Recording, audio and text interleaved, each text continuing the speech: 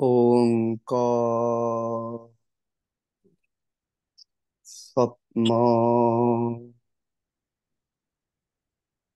ਕਰਤਾ ਪੁਰਖ ਨਿਰਭਉ ਨਿਰਵੈਰ ਅਕਾਲ ਮੂਰਤ ਅਜੂਨੀ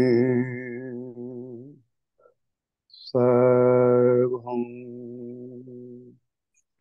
ਗੁਰ ਪ੍ਰਸਾਦਿ ਵਾਹਿਗੁਰੂ ਵਾਹਿਗੁਰੂ ਵਾਹਿਗੁਰੂ ਵਾਹਿਗੁਰੂ ਵਾਹਿਗੁਰੂ ਵਾਹਿਗੁਰੂ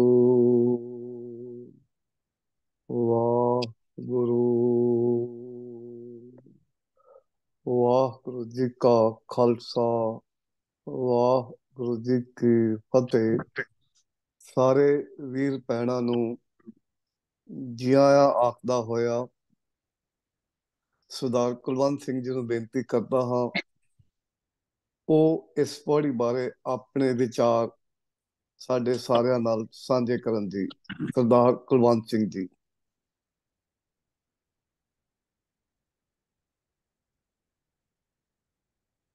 ਹਾਂਜੀ, ਗੁਰੂ ਪਿਆਰੀ ਸਾਧ ਸੰਗਤ ਜੀ, ਵਾਹਿਗੁਰੂ ਜੀ ਕਾ ਖਾਲਸਾ ਵਾਹਿਗੁਰੂ ਜੀ ਕੀ ਫਤਿਹ।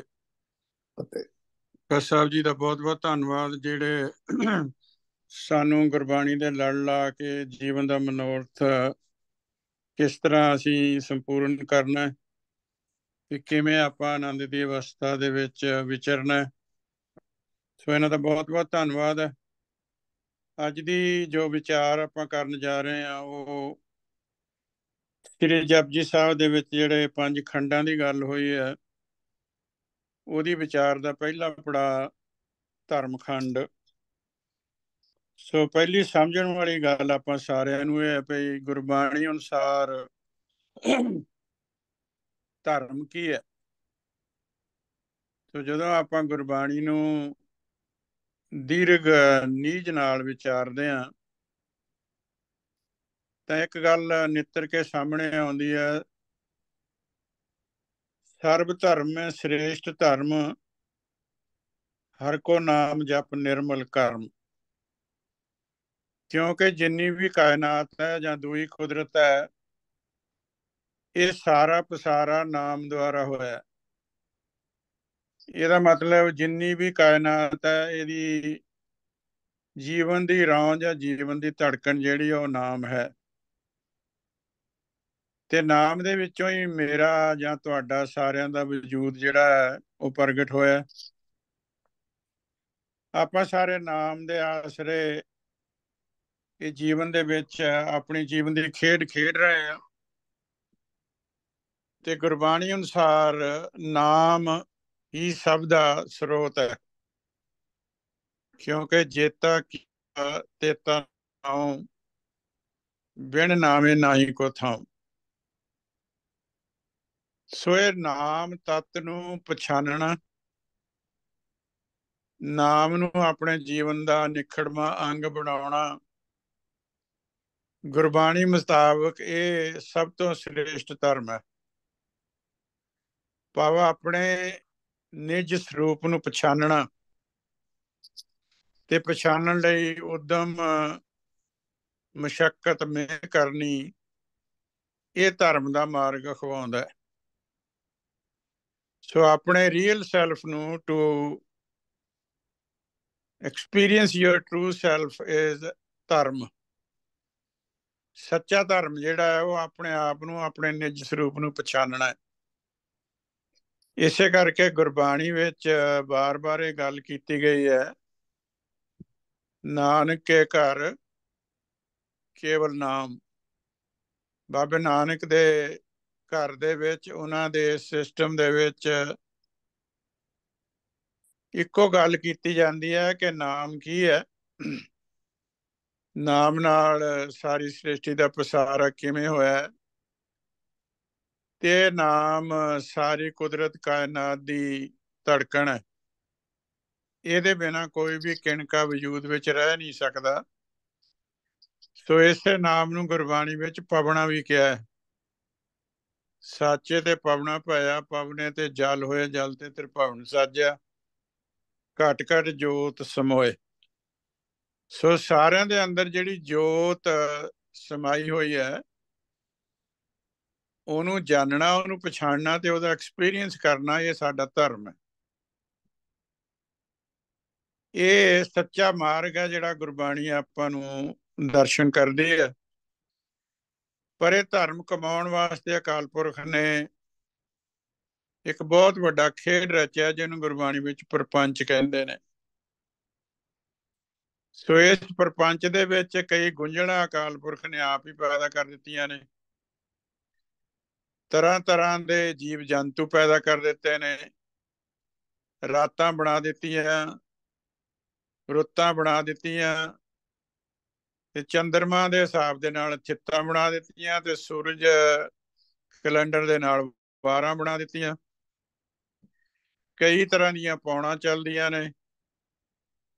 ਪਾਣੀ, ਅਗਨੀ, ਪਤਾਲ, ਇਹ ਸਾਰੀ ਧਰਤੀ ਸਾਜ ਦਿੱਤੀ ਹੈ, ਜਿਹਦੇ ਵਿੱਚ ਅਗਨੀ ਵੀ ਹੈ, ਪਾਣੀ ਵੀ ਹੈ, ਤੇ ਪਵਨ ਵੀ ਹਨ।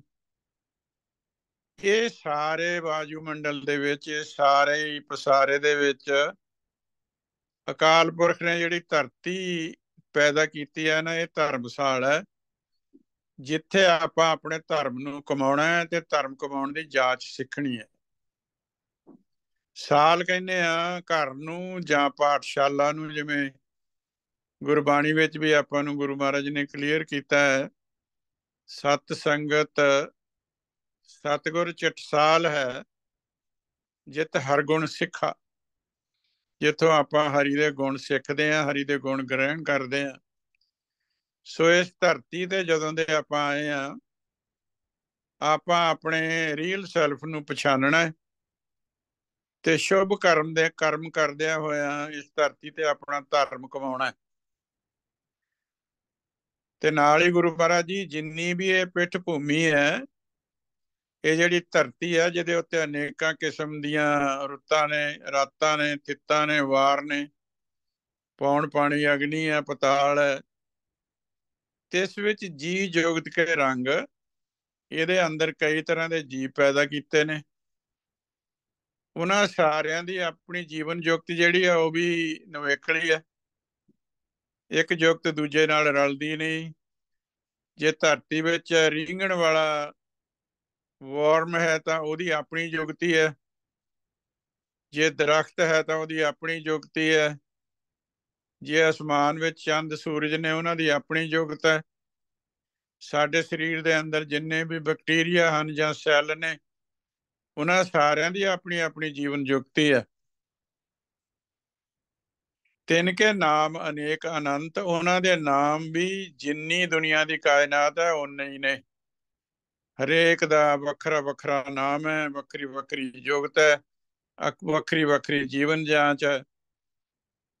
ਪਰ ਇੱਕ ਗੱਲ ਜਿਹੜੀ ਆਪਾਂ ਨੂੰ ਸਾਰਿਆਂ ਨੂੰ ਗੁਰੂ ਮਹਾਰਾਜ ਜੀ ਯਾਦ ਕਰਾਉਂਦੇ ਨੇ ਕਿ ਇਸ ਧਰਮਸਾਲ ਜਿੱਥੇ ਤੁਸੀਂ ਆਪਣਾ ਜੀਵਨ ਬਿਤਾ ਰਹੇ ਹੋ, ਜਿੱਥੇ ਜੀਵਨ ਦੀ ਖੇਡ ਖੇਡ ਰਹੇ ਹੋ, ਇੱਥੇ ਇੱਕ ਕਾਨੂੰਨ ਬੜਾ ਹੀ ਸਖਤੀ ਦੇ ਨਾਲ ਲਾਗੂ ਹੁੰਦਾ ਹੈ। ਉਹ ਹੈ ਕਰਮੀ ਕਰਮੀ ਹੋਏ ਵਿਚਾਰ। ਇਸ ਧਰਤੀ ਤੇ ਇਸ ਧਰਮਸਾਲ ਦੇ ਵਿੱਚ ਤੁਸੀਂ ਆਪਣਾ ਜ਼ਿੰਦਗੀ ਦਾ ਮਾਰਗ ਤੇ ਚੱਲਦਿਆਂ ਹੋਇਆਂ ਜਿਹੜਾ ਵੀ ਕਰਮ ਕਰੋਗੇ, ਉਹਦੇ ਅਨੁਸਾਰ ਤੁਹਾਡੇ ਜੀਵਨ ਦੀ ਵਿਚਾਰ ਹੋਵੇ ਕਿ ਜੀਵਨ ਸਫਲ ਹੋਇਆ ਜਾਂ ਜੀਵਨ ਬਿਲਕੁਲ ਨਿਫਲ ਰਿਹਾ। ਕਰਮੀ ਕਰਮੀ ਹੋਏ ਵਿਚਾਰ, ਤਾਂ ਹੀ ਗੁਰਬਾਣੀ ਦੇ ਵਿੱਚ ਬਾਰ-ਬਾਰ ਆਪਾਂ ਨੂੰ ਇਹ ਤਕੀਦ ਕੀਤੀ ਜਾਂਦੀ ਹੈ ਕਿ ਵਿਵੇਕ ਬੁੱਧ ਦੇ ਨਾਲ ਤੁਸੀਂ ਦੁਨੀਆ ਦੇ ਉੱਤੇ ਰਹਿੰਦਿਆਂ ਹੋਇਆਂ ਆਪਣਾ ਹਰ ਕਰਮ ਜਿਹੜਾ ਉਹ ਕਮਾਉਣਾ ਹੈ। ਕਿਉਂਕਿ every action that you undertake will have an equal and opposite effect on your fate. ਇਹ ਸਾਰਾ ਕੁਝ ਜਿਹੜਾ ਹੈ ਉਹ ਸੱਚੇ ਦੇ ਦਰਬਾਰ ਵਿੱਚ ਕਿਉਂਕਿ ਅਕਾਲ ਪੁਰਖ ਅੰਤਮ ਸੱਚ ਹੈ, ਤੇ ਜੋ ਕੁਝ ਵੀ ਅਕਾਲ ਪੁਰਖ ਦੇ ਦਰ ਤੇ ਵਾਪਰਦਾ ਵਿਚਰਦਾ ਉਹ ਬਿਲਕੁਲ ਸੱਚ ਦੇ ਉੱਤੇ ਆਧਾਰਿਤ ਹੈ। ਇਸ ਕਰਕੇ ਉਹ ਸੱਚੇ ਦੇ ਦਰਬਾਰ ਦੇ ਵਿੱਚ ਜੋ ਵੀ ਕਰਮ ਤੁਸੀਂ ਕਰ ਰਹੇ ਹੋ ਉਹਦੇ ਮੁਤਾਬਕ ਤੁਹਾਡੀ ਕਿਸਮਤ ਦਾ ਨਿਰਣਾ ਹੁੰਦਾ ਚਲਾ ਜਾਣਾ। ਤੇ ਹੁਣ ਆਪਾਂ ਨੂੰ ਇੱਕ ਗੱਲ ਹੋਰ ਬੜੀ ਕਲੈਰਿਟੀ ਨਾਲ ਗੁਰੂ ਮਹਾਰਾਜ ਜੀ ਦੱਸਦੇ ਨੇ, ਸੱਚੇ ਦਰਬਾਰ ਵਿੱਚ ਤਿੱਥੇ ਸੋਹਣ ਪੰਜ ਪ੍ਰਵਾਨ, ਜਿਨ੍ਹਾਂ ਨੇ ਹੁਕਮ ਮੰਨ ਕੇ ਗੁਰੂ ਤੋਂ ਗੁਰਮਤ ਗਾਡੀ ਰਾਹ ਸਿੱਖ ਕੇ ਸ਼ੁਭ ਕਰਮ ਕਮਾਏ ਨੇ, ਤੇ ਜਿਹੜੇ ਨਾਮ ਦੇ ਨਾਲ ਜੁੜੇ ਰਹੇ ਨੇ, ਜਿਨ੍ਹਾਂ ਨੇ ਨਾਮ ਦਾ ਵਪਾਰ ਕੀਤਾ, ਨਾਮ ਦਾ ਵਣਜ ਕੀਤਾ, ਨਾਮ ਦਾ ਓਟ ਆਸਰਾ ਲਿਆ ਹੈ, ਉਹ ਗੁਰਮੁਖ ਸੱਜਣ ਪਰਮਾਤਮਾ ਦੇ ਦਰਬਾਰ ਦੇ ਵਿੱਚ ਸਤਿਕਾਰੇ ਜਾਂਦੇ ਨੇ। ਤਿੱਥੇ ਸੋਹਣ ਪੰਜ ਪ੍ਰਵਾਨ। ਪੰਜ ਪ੍ਰਵਾਨ ਉਹ ਨੇ ਜਿਨ੍ਹਾਂ ਪਹਿਲਾਂ ਸੁਣਿਆ, ਫਿਰ ਮੰਨਿਆ, ਮਨ ਕੀਤਾ ਭਾਉ, ਤੇ ਆਪਣੇ ਆਪ ਨੂੰ ਮਾਇਆ ਤੋਂ ਨਿਰਲੇਪ ਰੱਖ ਕੇ ਨਿਰਮਲ ਪਾਵਨ ਪੁਨੀਤ ਬਣਾਇਆ। ਉਹ ਸੱਜਣ, ਉਹ ਗੁਰਮੁਖ ਹੀ ਪਰਮਾਤਮਾ ਦੇ ਸੱਚੇ ਦਰਬਾਰ ਵਿੱਚ ਸ਼ੋਭਦੇ ਨੇ, ਉਹਨਾਂ ਨੂੰ ਮਾਣ ਸਤਿਕਾਰ ਪ੍ਰਾਪਤ ਹੁੰਦਾ ਹੈ। ਨਦਰੀ ਕਰਮ ਪਵੇ ਨਿਸ਼ਾਨ। ਏਦਾਂ ਦੇ ਗੁਰਮੁਖ ਜਿਹੜੇ ਕਮਾਈ ਕਰਦੇ ਨੇ ਨਾਮ ਦੀ, ਜਿਹੜੇ ਸ਼ਬਦ ਨਾਲ ਜੁੜ ਕੇ ਜੀਵਨ ਜਾਚ ਸਿੱਖਦੇ ਨੇ ਤੇ ਹੋਰਨਾਂ ਨੂੰ ਵੀ ਸਿਖਾਉਂਦੇ ਨੇ, ਉਹਨਾਂ ਦੇ ਉੱਤੇ ਪਰਮਾਤਮਾ ਦੀ ਮਿਹਰ ਦਾ ਨਿਸ਼ਾਨ ਜਿਹੜਾ ਪੈਂਦਾ ਹੈ, ਉਹ ਸਤਿਕਾਰੇ ਜਾਂਦੇ ਨੇ, ਉਹ ਪਿਆਰੇ ਜਾਂਦੇ ਨੇ।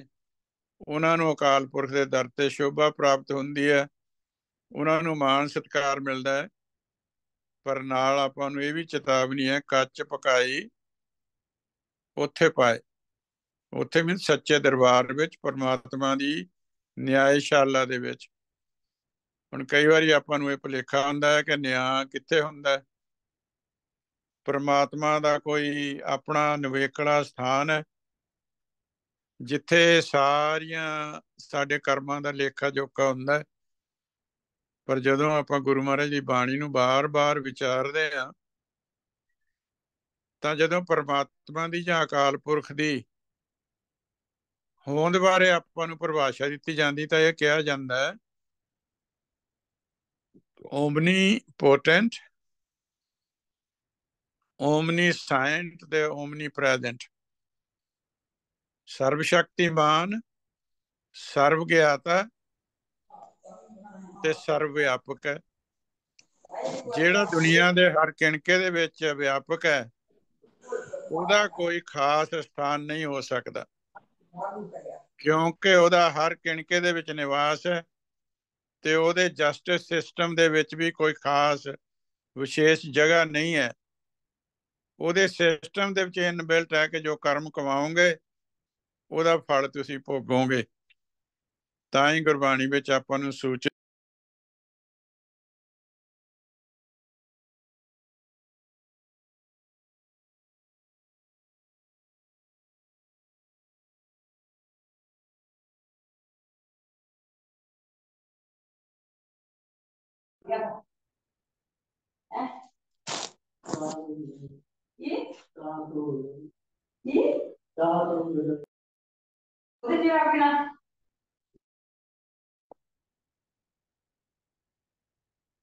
ਤੁਹਾਡਾ ਵੌਇਸ ਮਿਊਟ ਹੋ ਗਿਆ ਹੈ ਜੀ, ਔਰ ਜਿਹੜੇ ਲਿਸਨਰਸ ਹੈ ਉਹ ਪਲੀਜ਼ ਆਪਣਾ ਮਿਊਟ ਕਰ ਦੇਣ।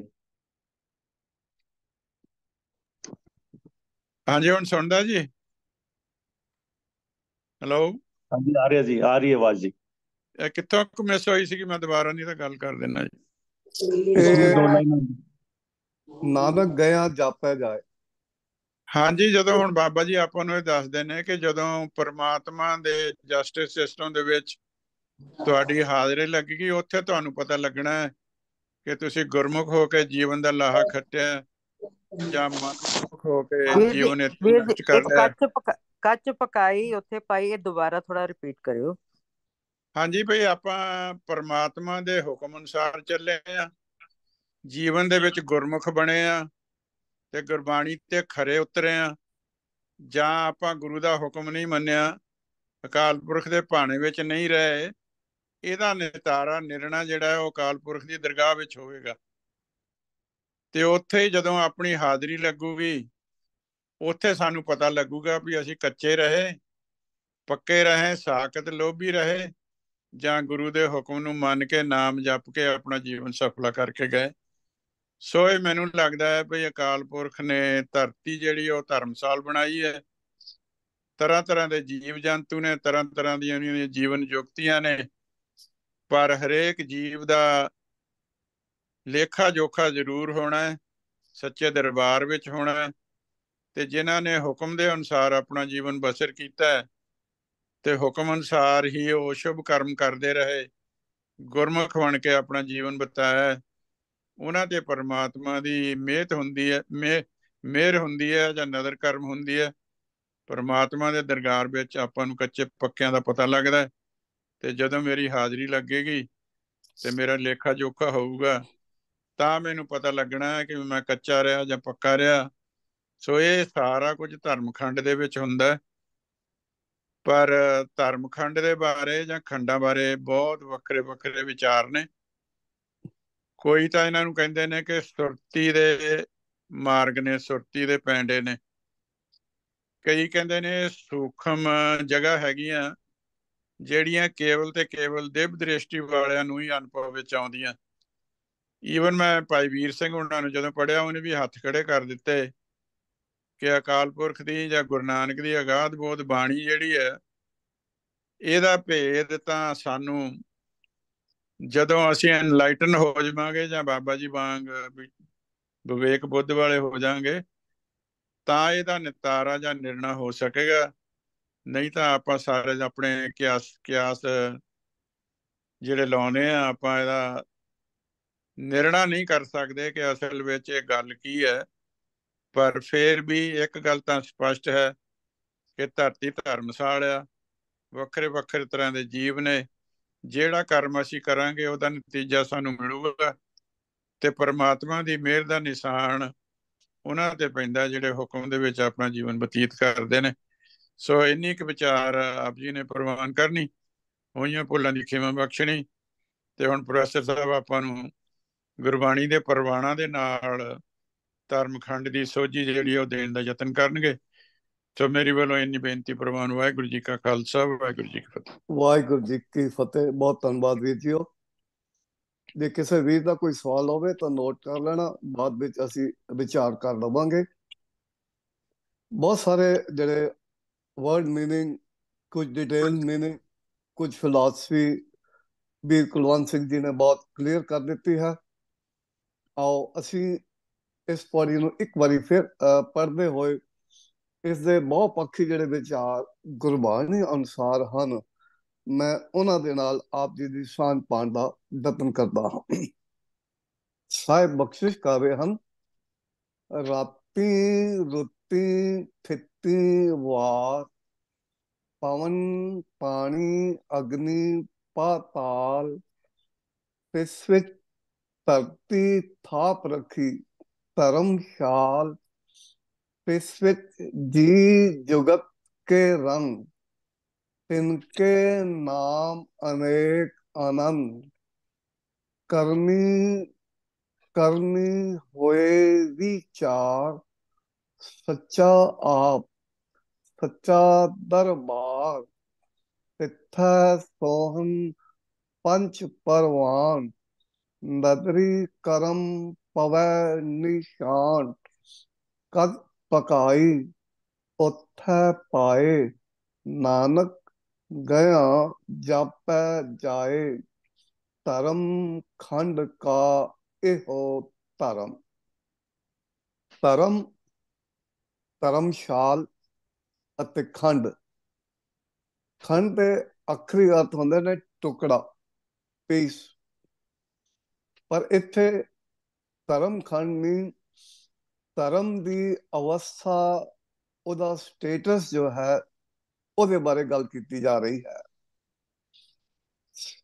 ਧਰਮਸ਼ਾਲ, ਸ਼ਾਲ ਕਹਿੰਦੇ ਨੇ ਰਹਿਣ ਦੀ ਥਾਂ, ਸਿੱਖਣ ਦੀ ਥਾਂ।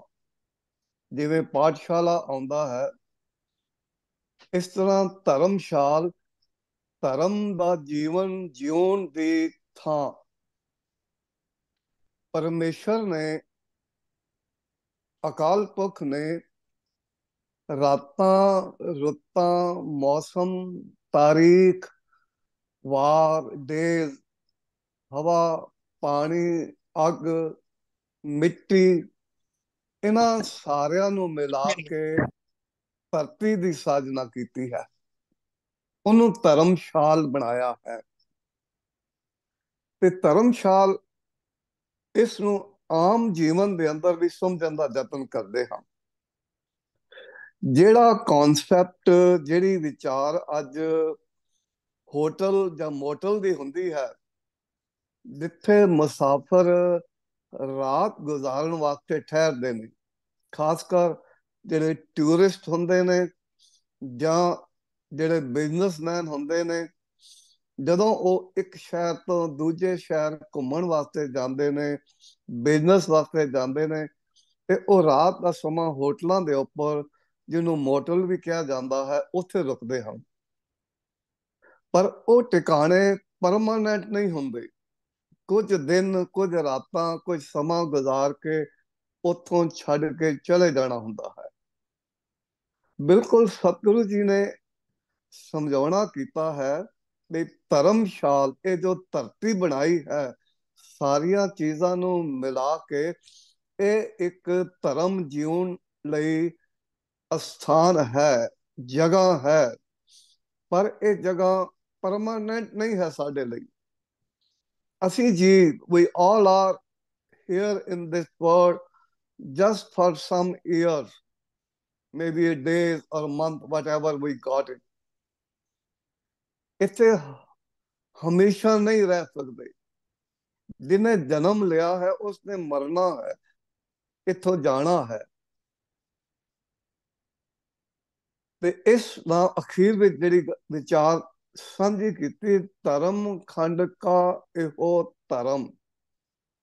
ਧਰਮ ਖੰਡ ਵਾਲੀ ਅਵਸਥਾ ਦਾ ਜੋ ਸਟੇਟਸ ਹੈ, ਨਿਯਮ ਹੈ, ਬਣਤਰ ਹੈ, ਉਹ ਇਹੋ ਹੈ ਜਿਹੜੀ ਮੈਂ ਉੱਪਰ ਪੰਕਤੀਆਂ ਦੇ ਵਿੱਚ ਸਤਿਗੁਰੂ ਜੀ ਨੇ ਬਖਸ਼ਿਸ਼ ਕੀਤੀ ਹੈ, ਤੁਹਾਨੂੰ ਸਮਝਾਉਣਾ ਕੀਤਾ ਹੈ ਕਿ ਇਹ ਧਰਮ ਖੰਡ ਵਾਲੀ ਅਵਸਥਾ ਹੈ। ਆਓ ਇਸ ਪੌੜੀ ਦੇ ਜਿਹੜੇ ਵੱਖ-ਵੱਖ ਪੱਖ ਨੇ, ਉਹਨੂੰ ਸੰਖੇਪ ਦੇ ਨਾਲ ਸਮਝਣ ਦਾ ਯਤਨ ਕਰਦੇ ਹਾਂ। ਰਾਤੀ, ਰੁੱਤੀ, ਥਿਤੀ, ਵਾਰ, ਪਵਨ, ਪਾਣੀ, ਅਗਨੀ, ਪਾਤਾਲ, ਇਹ ਸਾਰਿਆਂ ਦੇ ਮੇਲ ਨਾਲ ਧਰਤੀ ਬਣੀ ਹੈ। ਪਰ ਹਵਾ, ਪਾਣੀ, ਅਗਨੀ, ਪਾਤਾਲ, ਆਕਾਸ਼, ਜਿਹਨੂੰ ਪੰਜ ਤੱਤ ਕਿਹਾ ਗਿਆ ਹੈ, ਇਹਦੇ ਨਾਲ ਧਰਤੀ ਦੀ ਕ੍ਰੀਏਸ਼ਨ ਹੋਈ ਹੈ। ਤੇ ਜਿਹੜਾ ਜੀਵ ਹੈ, ਮਨੁੱਖ ਹੈ, ਉਹ ਵੀ ਇਹ ਪੰਜ ਤੱਤਾਂ ਦਾ ਬਣਿਆ ਹੋਇਆ। ਬਹੁਤ ਸਾਰੀ ਵਿਚਾਰ ਸਤਿਗੁਰੂ ਜੀ ਨੇ ਗੁਰਬਾਣੀ ਅੰਦਰ ਇਹਨਾਂ ਦੀ ਕੀਤੀ ਹੈ। ਅਸੀਂ ਇਸ ਨੂੰ ਟੂਕ ਮਾਤਰ ਸਮਝਣ ਵਾਸਤੇ ਕੁਝ ਪ੍ਰਮਾਣ ਜੋ ਗੁਰਬਾਣੀ ਵਿੱਚੋਂ ਹਨ, ਉਹ ਆਪ ਜੀ ਨਾਲ ਸਾਂਝੇ ਕਰਦੇ ਹਾਂ। ਪੌਣਾ ਪਾਣੀ ਅਗਨੀ ਕਾ ਮੇਲ, ਚੰਚਲ ਚਪਲ ਬੁੱਧ ਕਾ ਖੇਲ। ਸਤਿਗੁਰੂ ਬਾਣੀ ਅੰਦਰ ਅਵੇਅਰ ਕਰਦੇ ਨੇ, ਇਹ ਮਨੁੱਖ ਜੋ ਹੈ ਇਹ ਪੰਜ ਤੱਤਾਂ ਦੇ ਮੇਲ ਨਾਲ ਬਣਿਆ ਹੈ। ਪਰ ਇਹ ਆਪਣੀ ਸਿਆਣਪਾਂ, ਚਤੁਰਾਈਆਂ, ਓਵਰ ਕਲੈਵਰਸ ਦੇ ਨਾਲ ਜਿਹੜਾ ਹੈ, ਉਹ ਇਸ ਮਾਇਆ ਦੇ ਗਲਤਾਨ ਵਿੱਚ ਫਸ ਜਾਂਦਾ ਹੈ। ਪਵਨ, ਪਾਣੀ, ਅਗਨ ਤਿੰਨ ਕੀਆ, ਬ੍ਰਹਮਾ, ਵਿਸ਼ਨ, ਮਹੇਸ਼, ਆਕਾਰ। ਪਰਮੇਸ਼ਰ ਨੇ ਇਹ ਪੰਜ ਤੱਤ ਦੇ ਨਾਲ ਧਰਤੀ ਦੀ ਸਾਜਣਾ ਕੀਤੀ। ਤੇ ਹੋਰ ਜਿਹੜੀ ਕ੍ਰੀਏਸ਼ਨ ਹੈ, ਬਹੁਤ ਸਾਰੇ ਜੀਵ ਜੰਤ ਜਿਹੜੇ ਹਨ, ਉਹਨਾਂ ਵਿੱਚ ਬ੍ਰਹਮਾ, ਮਹੇਸ਼, ਇਹਨਾਂ ਦਾ ਆਕਾਰ ਵੀ ਬਣਾਇਆ ਹੈ। ਭਾਵ ਇਹਨਾਂ ਨੂੰ ਕਿਤੇ ਪਰਮੇਸ਼ਰ ਦਾ ਸਟੇਟਸ ਨਹੀਂ ਦਿੱਤਾ। ਸਰਵੇ ਜਾਚਕ ਤੂੰ ਪ੍ਰਭ ਦਾਤਾ, ਦਾਤ ਕਰੇ ਆਪਣੇ ਵਿਚਾਰ। ਸਾਰੇ ਅਸੀਂ ਜੀਵ ਇਸ ਸੰਸਾਰ ਵਿੱਚ ਆਏ ਹਾਂ ਤੇ ਪਰਮੇਸ਼ਰ ਤੋਂ ਮੰਗਦੇ ਹਾਂ, ਅਸੀਂ ਮੰਗਦੇ ਹਾਂ।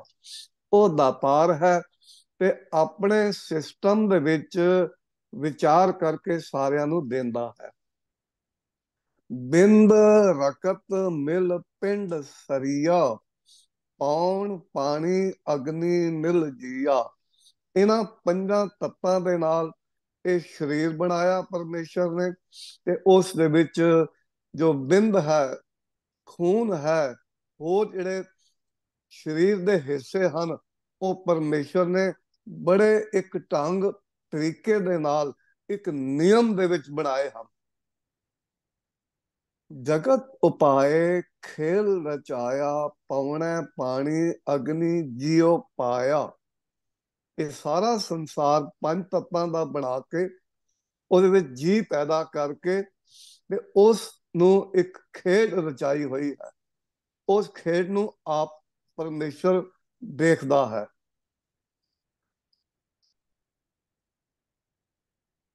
ਕਰਨੀ ਕਰਨੀ ਹੋਏ ਵਿਚਾਰ। ਸਤਿਗੁਰੂ ਬਖਸ਼ਿਸ਼ ਕਰਦੇ ਹੋਏ ਸਮਝਾ ਰਹੇ ਹਨ, ਚੰਗਿਆਈਆਂ ਬਰਿਆਈਆਂ ਵਾਚੈ ਧਰਮ ਹਦੂਰ, ਕਰਮੀ ਆਪੋ ਆਪਣੀ ਕੇ ਨੇੜਾ ਕੇ ਦੂਰ। ਪਰਮੇਸ਼ਰ ਸਾਡੇ ਕਰਮ, ਸਾਡੀ ਸੋਚ, ਸਾਡੇ ਐਕਸ਼ਨ ਦੀ ਵਿਚਾਰ ਕਰਦਾ ਹੈ। ਚਾਹੇ ਉਹ ਕਰਮ ਚੰਗੇ ਨੇ, ਚਾਹੇ ਉਹ ਬੁਰੇ ਨੇ, ਉਹਨਾਂ ਦੀ ਵਿਚਾਰ ਉਸ ਪਰਮੇਸ਼ਰ ਦੇ ਸੱਚੇ ਦਰਬਾਰ ਵਿੱਚ ਹੁੰਦੀ ਹੈ, ਤੇ ਆਪੋ ਆਪਣੇ ਕਰਮ ਅਨੁਸਾਰ ਉਸ ਦਾ ਫਲ ਮਿਲਦਾ ਹੈ। ਚੰਗਿਆਈਆਂ ਕਰਕੇ ਮਨੁੱਖ ਪਰਮੇਸ਼ਰ ਦੇ ਨੇੜੇ ਹੋ ਜਾਂਦਾ ਹੈ, ਬੁਰਾਈਆਂ ਕਰਕੇ ਉਹ ਪਰਮੇਸ਼ਰ ਤੋਂ ਦੂਰ ਹੋ ਜਾਂਦਾ। ਦੋਇਆ ਭਾਏ ਵਿਗੁਚੀ ਹੈ, ਗੱਲ ਪਈ ਏ ਜਮ ਕੀ ਫਾਸ, ਦੇਹਾ ਬੀਜੈ ਸੋ ਲੁਣੈ, ਮੱਥੈ ਜੋ ਲਿਖਿਆ। ਜੋ ਅਸੀਂ ਬੀਜਦੇ ਹਾਂ ਉਹਦਾ ਫਲ ਸਾਨੂੰ ਮਿਲਦਾ ਹੈ, ਚੰਗੇ ਦਾ ਚੰਗਾ, ਮੰਦੇ ਦਾ ਮੰਦਾ। ਰਹਿਣ ਨਿਹਾਣੀ ਪਛਤਾਣੀ, ਉੱਠ ਛੱਲੀ ਚੱਲੀ ਗਈ ਨਿਰਾਸ਼। ਮਨੁੱਖ ਜੋ ਹੈ ਬੁਰੇ ਕਰਮ ਵਿੱਚ, ਮਾਇਆ ਦੇ ਵਿੱਚ ਇਹ ਜ਼ਿੰਦਗੀ ਰੂਪੀ ਰਾਤ ਜੋ ਹੈ ਉਹ ਬਿਤਾ ਕੇ ਚਲਾ ਜਾਂਦਾ ਹੈ, ਪਛਤਾਉਂਦਾ ਹੈ, ਤੇ ਅਖੀਰ ਨਿਰਾਸ਼ ਹੁੰਦਾ ਹੈ ਵੀ ਮੈਂ ਸਾਰੀ ਉਮਰ ਚੰਗੇ ਕਰਮ ਨਹੀਂ ਕੀਤੇ ਹਨ। ਸਤਿਗੁਰੂ ਜੀ ਬਾਣੀ ਅੰਦਰ ਬਾਰ-ਬਾਰ ਅਵੇਅਰ ਕਰਦੇ ਹਨ, ਸੱਚਾ ਤੇਰਾ ਹੁਕਮ ਗੁਰਮੁਖ ਜਾਣਿਆ, ਗੁਰਮਤੀ ਆਪ ਗਵਾਏ ਸੱਚ ਪਛਾਣਿਆ। ਸੱਚਾ ਆਪ, ਸੱਚਾ ਦਰਬਾਰ। ਉਸ ਪਰਮੇਸ਼ਰ ਦਾ ਹੁਕਮ ਵੀ ਸੱਚਾ ਹੈ, ਪਰ ਇਹ ਸਮਝ ਕਿਵੇਂ ਆਵੇ ਸਤਿਗੁਰੂ ਜੀ? ਬਾਣੀ ਦੀ ਬੰਤਰ ਵਿੱਚ ਇੱਕ ਖਾਸੀਅਤ ਹੈ, ਵਡਿਆਈ ਹੈ। Whenever you raise the question about that subject, you will get the answer on the same ਸ਼ਬਦ। ਗੁਰਮੁਖ ਜਾਣਿਆ, ਖੱਖੇ ਨੂੰ ਸਿਆਰੀ ਹੈ। ਗੁਰੂ ਦੇ ਮੁਖ ਦੇ ਰਾਹੀਂ, through the mouth of ਗੁਰੂ। ਗੁਰੂ ਦਾ ਮੂੰਹ ਕਿਹੜਾ ਹੈ? ਗੁਰਬਾਣੀ। ਗੁਰੂ ਦੇ ਬੋਲ, ਗੁਰੂ ਦੇ ਬਚਨ, ਗੁਰੂ ਦਾ ਲੈਸਨ, ਟੀਚਿੰਗ। ਗੁਰੂ ਦੇ ਲੈਸਨ ਦੇ ਰਾਹੀਂ ਇਹ ਗੱਲ ਸਮਝ ਆਉਂਦੀ ਹੈ ਕਿ ਉਸ ਦਾ ਹੁਕਮ ਕੀ ਹੈ ਤੇ ਉਹ ਸੱਚਾ ਕਿਵੇਂ ਹੈ। ਗੁਰਮਤੀ ਆਪ ਗਵਾਏ ਸੱਚ ਪਛਾਣਿਆ। ਬਿਲਕੁਲ ਇਸੇ ਵਿਚਾਰ ਨੂੰ ਹੋਰ ਸ਼ਬਦਾਂ ਵਿੱਚ ਸਮਝਾਉਣਾ ਕਰ ਰਹੇ ਨੇ। ਗੁਰੂ ਦੀ ਮੱਤ ਦੇ ਰਾਹੀਂ ਜਦੋਂ ਮਨੁੱਖ ਆਪਣਾ ਆਪ, ਆਪਣੀ ਈਗੋ, ਹਉਮੈ ਨੂੰ ਮਿਟਾਉਂਦਾ ਹੈ ਤਾਂ ਸੱਚ ਦੀ ਪਛਾਣ ਹੁੰਦੀ ਹੈ। ਸੱਚ ਤੇਰਾ ਦਰਬਾਰ ਸ਼ਬਦ ਨਿਸ਼ਾਨਿਆ। ਤੇਰਾ ਦਰਬਾਰ ਵੀ ਸੱਚਾ ਹੈ ਤੇ ਤੇਰੇ ਸ਼ਬਦ, ਤੇਰੇ ਬੋਲ ਉਹ ਵੀ ਸੱਚ ਅਤੇ ਨਿਸ਼ਾਨੀਆਂ ਹਨ। ਸੱਚਾ ਸ਼ਬਦ ਵਿਚਾਰ ਸੱਚ ਸਮਾਣਿਆ। ਤੇ ਇਹ ਸੱਚਾ ਸ਼ਬਦ ਜੋ ਹੈ, ਜੋ ਗੁਰੂ ਨੇ ਸਾਨੂੰ ਗੁਰੂ ਗ੍ਰੰਥ ਸਾਹਿਬ ਦੇ ਅੰਦਰ ਬਖਸ਼ਿਸ਼ ਕੀਤਾ ਹੈ, ਉਹ ਸ਼ਬਦ ਵਿਚਾਰ ਕੇ, ਭਾਵ ਪੜ੍ਹ ਕੇ, ਬੋਲ ਕੇ, ਸੁਣ ਕੇ, ਸਮਝ ਕੇ ਜਦੋਂ ਉਸ ਨੂੰ ਮੈਂ ਆਪਣੇ ਜੀਵਨ ਦਾ ਪ੍ਰੈਕਟੀਕਲ ਹਿੱਸਾ ਬਣਾਉਂਦਾ ਹਾਂ, ਸੱਚ ਸਮਾਣਿਆ, ਤੇ ਉਹ ਮਨ ਜੋ ਹੈ ਸੱਚ ਵਿੱਚ ਸਮਾ ਜਾਂਦਾ ਹੈ, ਉਹਦੇ ਵਰਗਾ ਬਣ ਜਾਂਦਾ ਹੈ। ਪਰ ਦੂਸਰੇ ਪਾਸੇ ਜਿਹੜੇ ਇਸ ਸੱਚ ਨੂੰ, ਗੁਰੂ ਦੀ ਮੱਤ, ਲੈਸਨ ਨੂੰ ਨਹੀਂ ਸਮਝਦੇ, ਉਹਨਾਂ ਬਾਰੇ ਸਤਿਗੁਰ ਅਵੇਅਰ ਕਰਦੇ ਨੇ, ਮਨਮੁਖ ਸਦਾ ਕੂੜਿਆਰ ਭਰਮ ਭੁਲਾਣਿਆ। The person who don't take the lesson of the Satguru, he always in the life. ਉਹ ਮਨਮੁਖ ਹੈ, ਹਮੇਸ਼ਾ ਕੁੜਿਆਰ ਹੈ, ਹਮੇਸ਼ਾ ਭਰਮ ਭੁਲੇਖੇ ਵਿੱਚ ਹੈ, ਡੁਐਲਿਟੀ ਵਿੱਚ ਹੈ, ਭੁੱਲਿਆ ਰਹਿੰਦਾ ਹੈ। ਖੋਟੇ ਖਰੇ ਸਭ ਪਰਖੀਅਨ ਨਿਤ ਸੱਚੇ ਕੈ ਦਰਬਾਰਾ ਰਾਮ। ਹੁਣ ਇੱਥੇ ਜਿਹੜੀਆਂ ਗੱਲਾਂ ਮਰਨ ਤੋਂ ਬਾਅਦ ਕੀਤੀਆਂ ਜਾਂਦੀਆਂ ਨਾ, ਮਰਨ ਤੋਂ ਬਾਅਦ ਲੇਖਾ ਹੋਏਗਾ, ਮਰਨ ਤੋਂ ਬਾਅਦ ਦਰਬਾਰ ਹੋਏਗਾ। ਹੁਣ ਇਸ ਤੇ ਸਤਿਗੁਰੂ ਬੜਾ ਕਲੀਅਰ ਕਹਿ ਰਹੇ ਨੇ, ਨਿਤ ਤਿਤ ਉਸ ਬੰਦੇ ਦੇ ਖਰੇ ਖੋਟੇ ਸਾਰੇ ਪਰਖੇ ਜਾਂਦੇ ਨੇ ਸੱਚੇ ਦੇ ਦਰਬਾਰ ਦੇ ਅੰਦਰ। ਜਿਹੜਾ ਕਰਮ ਅਸੀਂ ਕਰਦੇ ਹਾਂ ਉਹਦੀ ਵਿਚਾਰ ਹੁੰਦੀ ਹੈ। ਖੋਟੇ ਦਰਗਾਹ ਸੱਟੀਆਂ ਉਭੇ ਕਰਨ ਪੁਕਾਰਾ ਰਾਮ। ਪਰਖ ਹੁੰਦੀ ਹੈ ਖੋਟੇ ਖਰੇ ਦੀ, ਤੇ ਖਰਾ ਜੋ ਰੀਅਲ ਹੈ ਉਹ ਖਜ਼ਾਨੇ ਵਿੱਚ ਪਾਸ ਹੋ ਜਾਂਦਾ ਹੈ, ਖੋਟਾ ਉਹਦੀ ਦਰਗਾਹ ਤੇ ਫੇਲ ਹੋ ਜਾਂਦਾ ਹੈ। ਭਾਵ ਜਿਹੜਾ ਨਕਲੀ ਨੋਟ ਹੈ, ਨਕਲੀ ਕਰੰਸੀ ਹੈ, ਤੁਸੀਂ ਕਿਤੇ ਵੀ ਲੈ ਜਾਓ ਉਹਨੂੰ ਕੋਈ ਪ੍ਰਵਾਨ ਨਹੀਂ ਕਰਦਾ ਹੈ। ਸੱਚ ਜੋ ਹੈ, ਰੀਅਲ ਜੋ ਹੈ, ਉਸ ਦੀ ਪ੍ਰਵਾਨਗੀ ਹੁੰਦੀ ਹੈ। ਹੁਣ ਅਸੀਂ ਸਮਝਣ ਦਾ ਯਤਨ ਕਰਾਂਗੇ ਧਰਮਸ਼ਾਲ, ਧਰਮ ਦਾ ਘਰ, ਧਰਮ ਦੇ ਜਿਉਣ ਦਾ ਰਸਤਾ, ਜਗ੍ਹਾ, ਪਲੇਸ, ਧਰਤੀ। ਮੈਂ ਬੱਤੀ ਸਤ ਧਰਮਸ਼ਾਲ ਹੈ। ਸਤਿਗੁਰੂ ਅਵੇਅਰ ਕਰ ਰਹੇ ਨੇ ਵੀ ਮੈਂ ਇਹ ਜਗ੍ਹਾ ਸੱਚ ਦਾ ਜੀਵਨ ਬਤੀਤ ਕਰਨ ਵਾਸਤੇ ਬਣਾਈ ਹੈ। ਪਰ ਇਹ ਕਿਵੇਂ ਸਮਝ ਆਉਂਦੀ ਹੈ? ਗੁਰਸਿੱਖਾਂ ਲਹਿੰਦਾ ਭਾਲ ਕੈ। ਗੁਰੂ ਦੇ ਸਿੱਖ ਉਹ ਇਸ ਨੂੰ ਲੱਭ ਲੈਂਦੇ ਨੇ, ਇਸ ਨੂੰ ਸਮਝ ਲੈਂਦੇ ਨੇ, ਇਹ ਜਾਣ ਲੈਂਦੇ ਨੇ। ਤੇ ਮੈਂ ਇੱਕ ਵਿਚਾਰ ਅਕਸਰ ਆਪ ਜੀ ਨਾਲ ਸ਼ੇਅਰ ਕਰਦਾ ਹਾਂ। This is the logic of the education. ਇਹ ਨਿਯਮ ਹੈ ਪੜ੍ਹਾਈ ਦਾ ਕਿ ਕਿਸ ਤਰ੍ਹਾਂ ਦੇ ਨਾਲ, ਜੇ ਮੈਂ ਮੈਥ ਸਿੱਖਣਾ ਹੈ ਮੈਨੂੰ ਮੈਥ ਦੇ ਟੀਚਰ ਕੋਲ ਬਹਿਣਾ ਪਵੇਗਾ, ਤੇ ਜੇ ਮੈਂ ਬਾਇਓਲੋਜੀ ਸਿੱਖਣੀ ਹੈ ਤਾਂ ਮੈਨੂੰ ਬਾਇਓਲੋਜੀ ਦੇ ਟੀਚਰ ਕੋਲ ਬਹਿਣਾ ਪਵੇਗਾ। It's the logic of the education. ਜੇ ਮੈਂ ਸਚਿਆਰ ਬਣਨਾ ਹੈ, ਸੱਚ ਸਿੱਖਣਾ ਹੈ, ਤਾਂ ਮੈਨੂੰ ਸੱਚੇ ਗੁਰੂ ਕੋਲ ਬਹਿਣਾ ਪਵੇਗਾ। ਗੁਰਸਿੱਖਾਂ ਲਹਿੰਦਾ ਭਾਲ ਕੇ ਪੈਰ ਧੋਵਾਂ ਪੱਖਾ ਫੇਰਦਾ, ਇਸ ਨਿਵ ਨਿਵ ਲੱਗਾ ਪਾਏ ਦਿਓ। How we respect the teacher in the class, we know all of very well. ਆਪੋਂ ਕਛੂ ਨਾ ਹੋਏ ਪ੍ਰਭ ਨਦਰ ਨਿਹਾਲੀ ਹੈ। In the class, ਅਸੀਂ ਸਾਰੇ ਜਦੋਂ ਕਲਾਸ ਵਿੱਚ ਬੈਠਦੇ ਹਾਂ, ਸਕੂਲ ਹੈ, ਕਾਲਜ ਹੈ, ਯੂਨੀਵਰਸਿਟੀ ਹੈ, ਇੱਕ ਟੀਚਰ ਪੜ੍ਹਾਉਂਦਾ ਹੈ, ਅਸੀਂ 40-50 ਸਟੂਡੈਂਟ ਪੜ੍ਹਦੇ ਹਾਂ, ਤਾਂ ਉੱਥੇ ਅਸੀਂ ਆਪਣੀ ਮਤ, ਆਪਣੀ ਜਿਹੜੀ ਸਿਆਣਪ ਹੈ ਉਹ ਨਹੀਂ ਰੱਖਦੇ ਕਿ ਟੀਚਰ ਦਾ ਲੈਸਨ ਧਿਆਨ ਨਾਲ ਸੁਣਦੇ ਹਾਂ। ਬਿਲਕੁਲ ਇਸੇ ਤਰ੍ਹਾਂ ਉਸ ਗੁਰੂ ਅੱਗੇ ਨਿਮਰਤਾ ਦੇ ਵਿੱਚ ਰਹਿਣਾ ਹੈ ਤੇ ਗੁਰੂ ਦਾ ਲੈਸਨ ਸਿੱਖਣ ਦਾ ਯਤਨ ਕਰਨਾ ਹੈ ਕਿ ਉਹ ਪਰਮੇਸ਼ਰ ਜਿਹੜੀ ਹੈ ਉਹਦੀ ਨਜ਼ਰ ਹੈ ਉਹ ਕਿਵੇਂ ਲਈ ਜਾ ਸਕਦੀ ਹੈ। ਮੋਹਿ ਨਿਰਗੁਣ ਦੀਚੈ ਥਾਉ ਸੰਤ ਧਰਮਸ਼ਾਲੀਆ। ਜਿੱਥੇ ਸੰਤ ਜਾਣੇ ਉਸ ਪਰਮੇਸ਼ਰ ਦੇ ਗੁਣਾਂ ਦਾ ਗਾਇਨ ਕਰਨ ਵਾਲੇ ਨੇ, ਇਹੋ ਜੀ ਸੰਗਤ ਦੇ ਵਿੱਚ ਇਹੋ ਜਿਹੇ ਅਸਥਾਨ ਦੀ ਮੰਗ ਸਤਿਗੁਰੂ ਸਾਨੂੰ ਸਮਝਾਉਣਾ ਕਰ ਰਹੇ ਹਨ। ਸਤਿਗੁਰੂ ਜੀ ਅੱਗੇ ਸਮਝਾਉਣਾ ਕਰਦੇ ਹਨ। ਆਪੇ ਤਖਤ ਰਚਾਇਓਨ ਆਕਾਸ਼ ਪਤਾਲਾ, ਹੁਕਮੇ ਧਰਤੀ ਸਾਜੀਅਨ ਸੱਚੀ ਧਰਮਸ਼ਾਲਾ। ਉਸ ਪਰਮੇਸ਼ਰ ਨੇ ਇਹ ਸਾਰੀ ਸ੍ਰਿਸ਼ਟੀ ਨੂੰ ਬਣਾਇਆ, ਉਹਦੇ ਵਿੱਚ ਤਖਤ ਦੇ ਉੱਪਰ ਆਪ ਬੈਠਦਾ ਹੈ।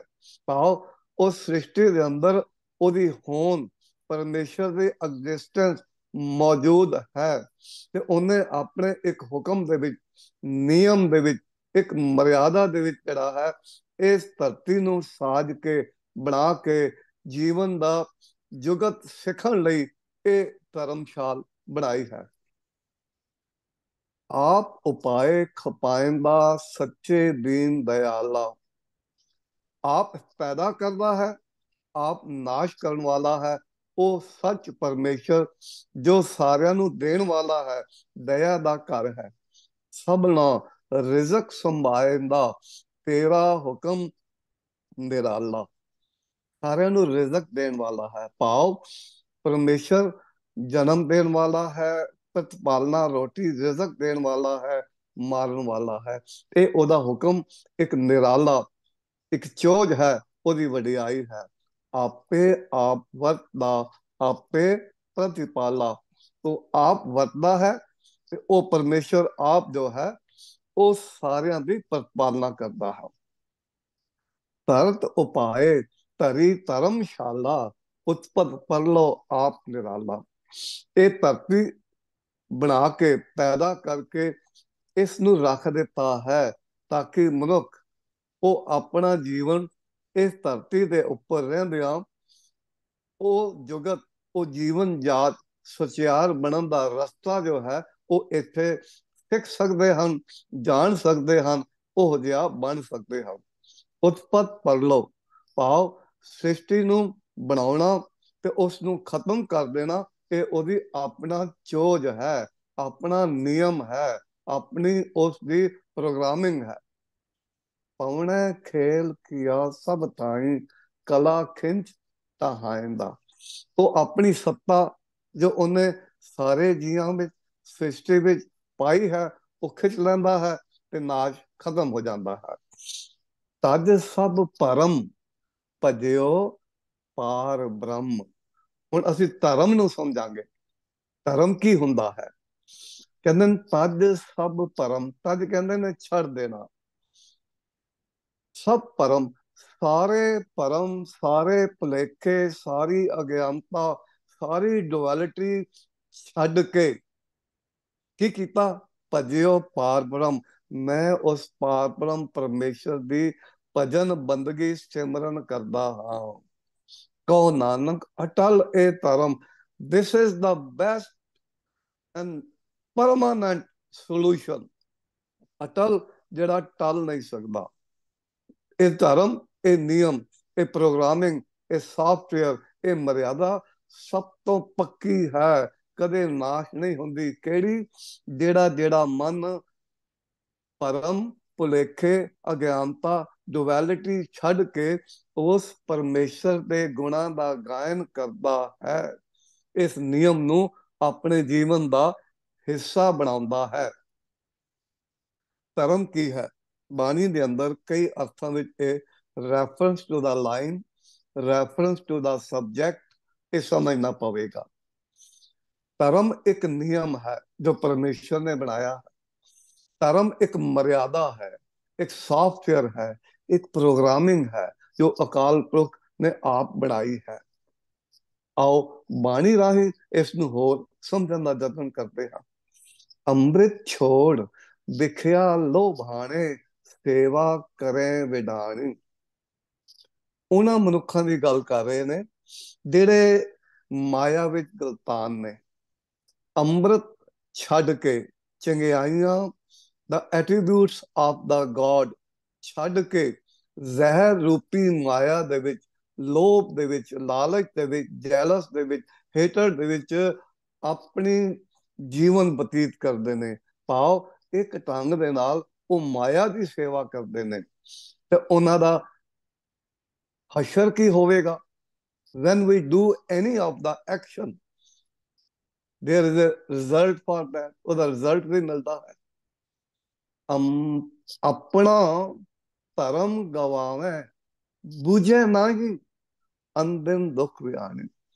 the person who don't adopt the attributes of the life and the practical life, and all the time they spend in a maya fake life, ਉਹ ਆਪਣਾ ਨਿਯਮ, ਆਪਣੀ ਮਰਿਆਦਾ ਕਹਿੰਦੇ ਨੇ ਗਵਾ ਰਹੇ ਨੇ।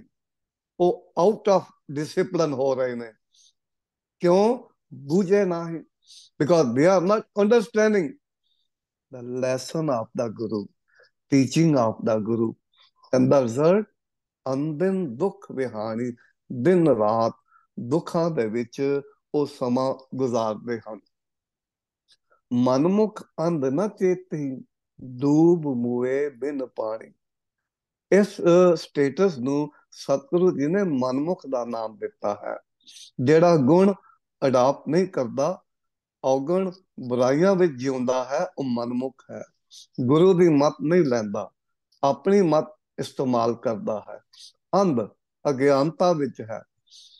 ਨਾ ਚੇਤੇ, ਉਸ ਪਰਮੇਸ਼ਰ ਦੇ ਗੁਣਾਂ ਨੂੰ, ਗੁਰੂ ਦੇ ਲੈਸਨ ਟੀਚਿੰਗ ਨੂੰ ਚੇਤੇ ਨਹੀਂ ਕਰਦਾ। ਕਹਿੰਦੇ ਨੇ ਉਹ ਇਸ ਸੰਸਾਰ ਵਿੱਚ ਉਹ ਮਨ ਜੋ ਹੈ ਡੁੱਬ ਜਾਂਦਾ ਹੈ।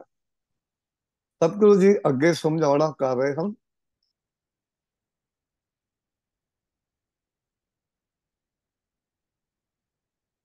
ਬਾਣੀ ਬ੍ਰਹਮਾ ਵੇਦ ਧਰਮ ਦ੍ਰਿੜੋ, ਪਾਪ ਤਜਾਇਆ ਬਲ ਰਾਮ ਜੀਓ। ਇਹ ਲਾਵਾਂ ਫੇਰੇ ਦੇ ਵਿੱਚੋਂ ਜਿਹੜੀਆਂ ਲਾਵਾਂ ਦਾ ਸ਼ਬਦ ਹਨ, ਤੁਸੀਂ ਆਪ ਜੀ ਨੇ ਬਹੁਤ ਵਾਰੀ ਸੁਣੇ ਹੋਣੇ ਆ।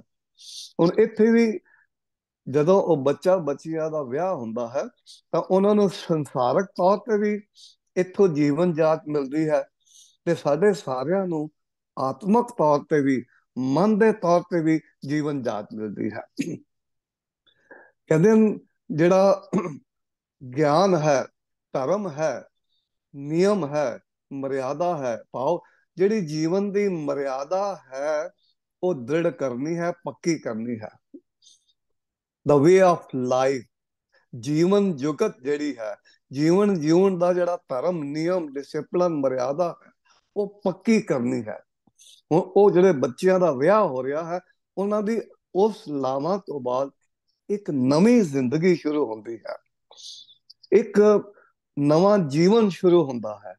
ਤਾਂ ਉਹਦੇ ਉਸ ਮਰਿਆਦਾ ਨੂੰ ਉਹਨਾਂ ਨੂੰ ਪੱਕਿਆਂ ਕਰਨਾ ਚਾਹੀਦਾ ਹੈ ਵੀ ਆਫਟਰ ਮੈਰਿਜ ਵਿਚ kind of life we have to live. Gurbani ਇੱਥੇ ਗਾਈਡ ਕਰਦੀ ਹੈ।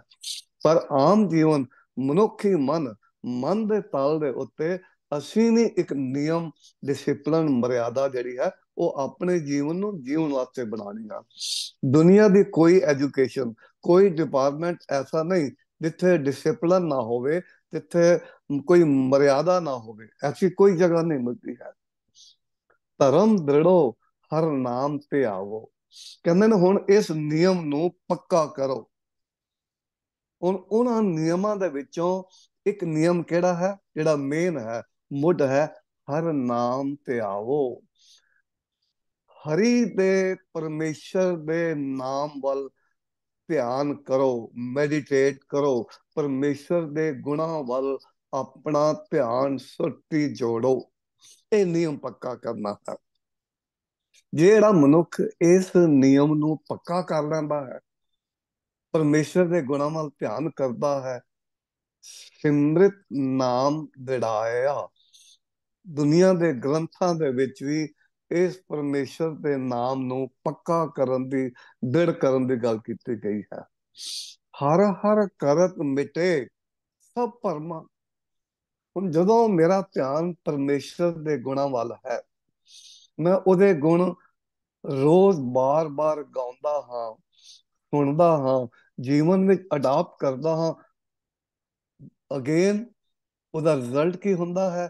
ਮਿਟੇ ਸਭ ਭਰਮਾਂ, all duality of my life and the mind washed away। ਪਰਮ ਭੁਲੇਖੇ ਡੁਅਲਿਟੀ ਖਤਮ ਹੋ ਗਈ। ਹਰ ਕੋ ਨਾਮ ਲੈ ਉੱਤਮ ਧਰਮਾ। ਇਸ ਪਰਮੇਸ਼ਰ ਦਾ ਨਾਮ ਇਹ ਸਭ ਤੋਂ ਉੱਤਮ ਧਰਮ ਹੈ, ਸਭ ਤੋਂ ਚੰਗਾ ਨਿਯਮ, ਮਰਿਆਦਾ ਹੈ। ਜਦੋਂ ਮੈਂ ਪਰਮੇਸ਼ਰ ਦੇ ਗੁਣਾਂ ਨੂੰ ਆਪਣੇ ਜੀਵਨ ਦਾ ਹਿੱਸਾ ਬਣਾਉਂਦਾ ਹਾਂ। ਸਾਹਿਬ ਬਖਸ਼ਿਸ਼ ਕਰਦੇ ਹਨ, ਹਰ ਕਾ ਨਾਮ ਨਾ ਚੇਤੈ ਪ੍ਰਾਣੀ, ਬਿਕਲ ਭਇਆ ਸੰਗ ਮਾਇਆ। ਤਨ ਸਿਉ ਰੱਤਾ ਜੋਬਨ ਮੱਤਾ, ਅਹਲਾ ਜਨਮ ਗਵਾਇਆ। ਜਿਹੜਾ ਮਨ ਉਸ ਪਰਮੇਸ਼ਰ ਦੇ ਨਾਮ ਨੂੰ ਯਾਦ ਨਹੀਂ ਰੱਖਦਾ, ਮਾਇਆ ਵਿੱਚ ਗਲਤਾਨ ਹੈ। ਤਨ ਜੋਬਨ ਜਵਾਨੀ ਦੇ ਵਿੱਚ ਮਸਤ ਹੈ, ਉਹ ਆਪਣਾ ਸਮਾਂ ਅੰਜਾਈ ਗਵਾ ਰਿਹਾ ਹੈ। ਧਰਮ ਸੇਤੀ ਵਪਾਰ ਨਾ ਕੀਤੋ, ਕਰਮ ਨਾ ਕੀਤੋ ਮਿੱਤ। ਹੁਣ ਇੱਥੇ ਹਰੀ ਨਾਮ ਨੂੰ ਸਤਿਗੁਰੂ ਥੋੜਾ ਜਿਹਾ ਕਲੈਰੀਫਾਈ ਕਰਦੇ ਨੇ। ਧਰਮ ਸੇਤੀ ਵਪਾਰ ਨਾ ਕੀਤੋ, ਧਰਮ ਦਾ ਵਪਾਰ ਕਰਨਾ ਹੈ, ਨਾਮ ਅੰਮ੍ਰਿਤ ਦਾ ਵਪਾਰ ਕਰਨਾ ਹੈ। ਇਸ ਨੂੰ ਬਾਣੀ ਅੰਦਰ ਬਹੁਤ ਅਲੱਗ-ਅਲੱਗ ਸ਼ਬਦਾਂ ਵਿੱਚ ਆਖਿਆ ਗਿਆ ਹੈ। ਤੇ ਇੱਕ ਖਿਆਲ ਕਰਨਾ, ਵਪਾਰ ਦਾ ਇੱਕ ਨਿਯਮ ਹੈ, ਉਹਦੀ ਵੀ ਮਰਿਆਦਾ ਹੈ। ਬਿਜ਼ਨਸ ਦਾ ਇੱਕ ਢੰਗ ਹੈ। ਆਮ ਕਰਕੇ ਤੁਸੀਂ ਦੇਖੋ ਬਿਜ਼ਨਸ ਵਿੱਚ ਕੀ ਕਰਦੇ ਹਾਂ, ਇੱਕ ਚੀਜ਼ ਲੈ ਲੈਂਦੇ ਹਾਂ, ਇੱਕ ਦਿੰਦੇ ਹਾਂ। Something we achieve, something we give, that is called business, and out of that what we gain, that is profit or the loss। ਹੁਣ ਧਰਮ ਦਾ ਵਪਾਰ ਕਿਹੜਾ ਹੈ, ਨਾਮ ਦਾ ਵਪਾਰ ਕਿਹੜਾ ਹੈ? ਮੈਂ ਆਪਣੇ ਜੀਵਨ ਦੇ ਅੰਦਰ ਗੁਣ, the attributes of the God ਲੈ ਕੇ ਆਣੇ ਹੈ, ਔਗਣ ਬੁਰਾਈਆਂ ਛੱਡ ਦੇਣੀਆਂ ਨੇ। ਇਹ ਹੈ ਧਰਮ ਦਾ ਵਪਾਰ। ਕਹੋ ਨਾਨਕ ਤੀਜੇ ਪਹਿਰੇ ਪ੍ਰਾਣੀ, ਤਨ ਜੋਬਨ ਸਿਉ ਚਿਤ। ਸਤਿਗੁਰੂ ਅੱਗੇ ਬਖਸ਼ਿਸ਼ ਕਰਦੇ ਹੋਏ ਸਮਝਾਉਣਾ ਕਰਦੇ ਹਨ। ਗੁਰਮਤ ਧਰਮ ਧੀਰਜ ਹਰ ਨਾਏ, ਨਾਨਕ ਨਾਮ ਮਿਲੈ ਗੁਣ ਗਾ। ਗੁਰਮਤ ਤੱਤੇ ਨੂੰ ਸਿਆਰੀ ਹੈ, ਗੁਰੂ ਦੀ ਮਤ ਦੇ ਰਾਹੀਂ, ਥਰੂ ਦਾ ਲੈਸਨ ਆਫ ਦਾ ਗੁਰੂ। ਧਰਮ, ਧਰਮ ਨਿਭਾਉਣਾ ਹੈ, ਆਪਣੇ ਜੀਵਨ ਨੂੰ ਇੱਕ ਨਿਯਮ, ਇੱਕ ਡਿਸਿਪਲਨ, ਇੱਕ ਮਰਿਆਦਾ ਵਿੱਚ ਲੈ ਕੇ ਆਉਣਾ ਹੈ। ਧੀਰਜ ਹਰ ਨਾਏ, ਜੀਵਨ ਦੇ ਅੰਦਰ ਸੰਤੋਖ, ਸਹਿਜ, ਧੀਰਜ ਲੈ ਕੇ ਆਉਣਾ ਹੈ। ਇਹ ਪਰਮੇਸ਼ਰ ਦਾ ਨਾਮ ਹੈ। ਭਾਵ ਪਰਮੇਸ਼ਰ ਦੇ ਗੁਣਾਂ ਨੂੰ ਅਡਾਪਟ ਕਰਨਾ, ਇਹ ਧਰਮ ਬਣਾਉਣਾ ਹੈ।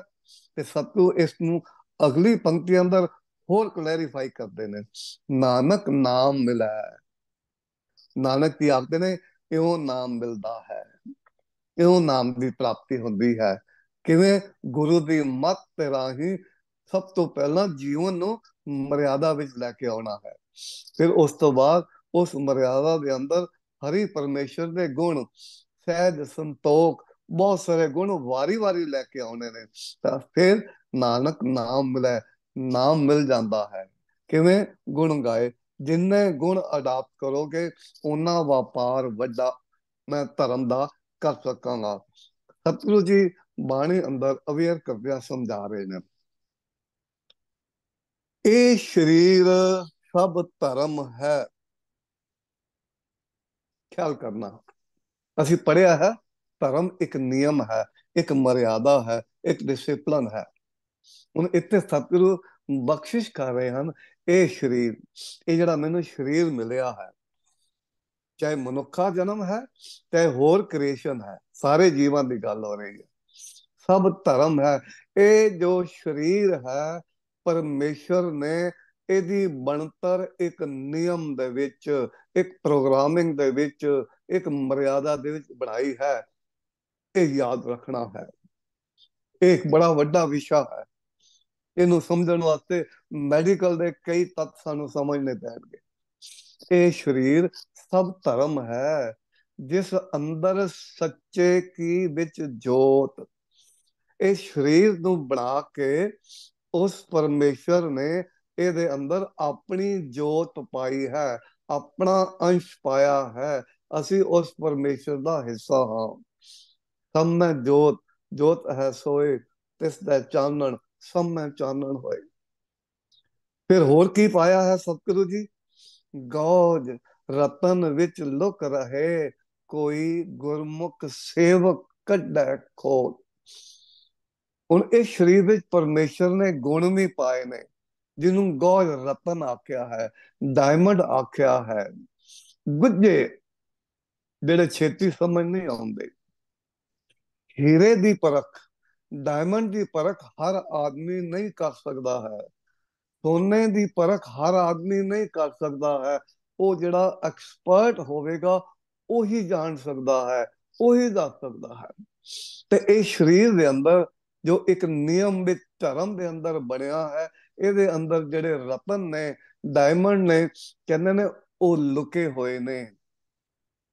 ਤੇ ਕੌਣ ਦੱਸੇਗਾ? ਗੁਰਮੁਖ ਸੇਵਕ ਕੱਢੈ ਖੋਤ। ਖੋਤ ਕਹਿੰਦੇ ਨੇ ਖੋਜ ਖੋਜ ਕੇ। ਸਾਨੂੰ ਅੱਜ ਖੋਜਣ ਦੀ ਆਦਤ ਨਹੀਂ ਹੈ।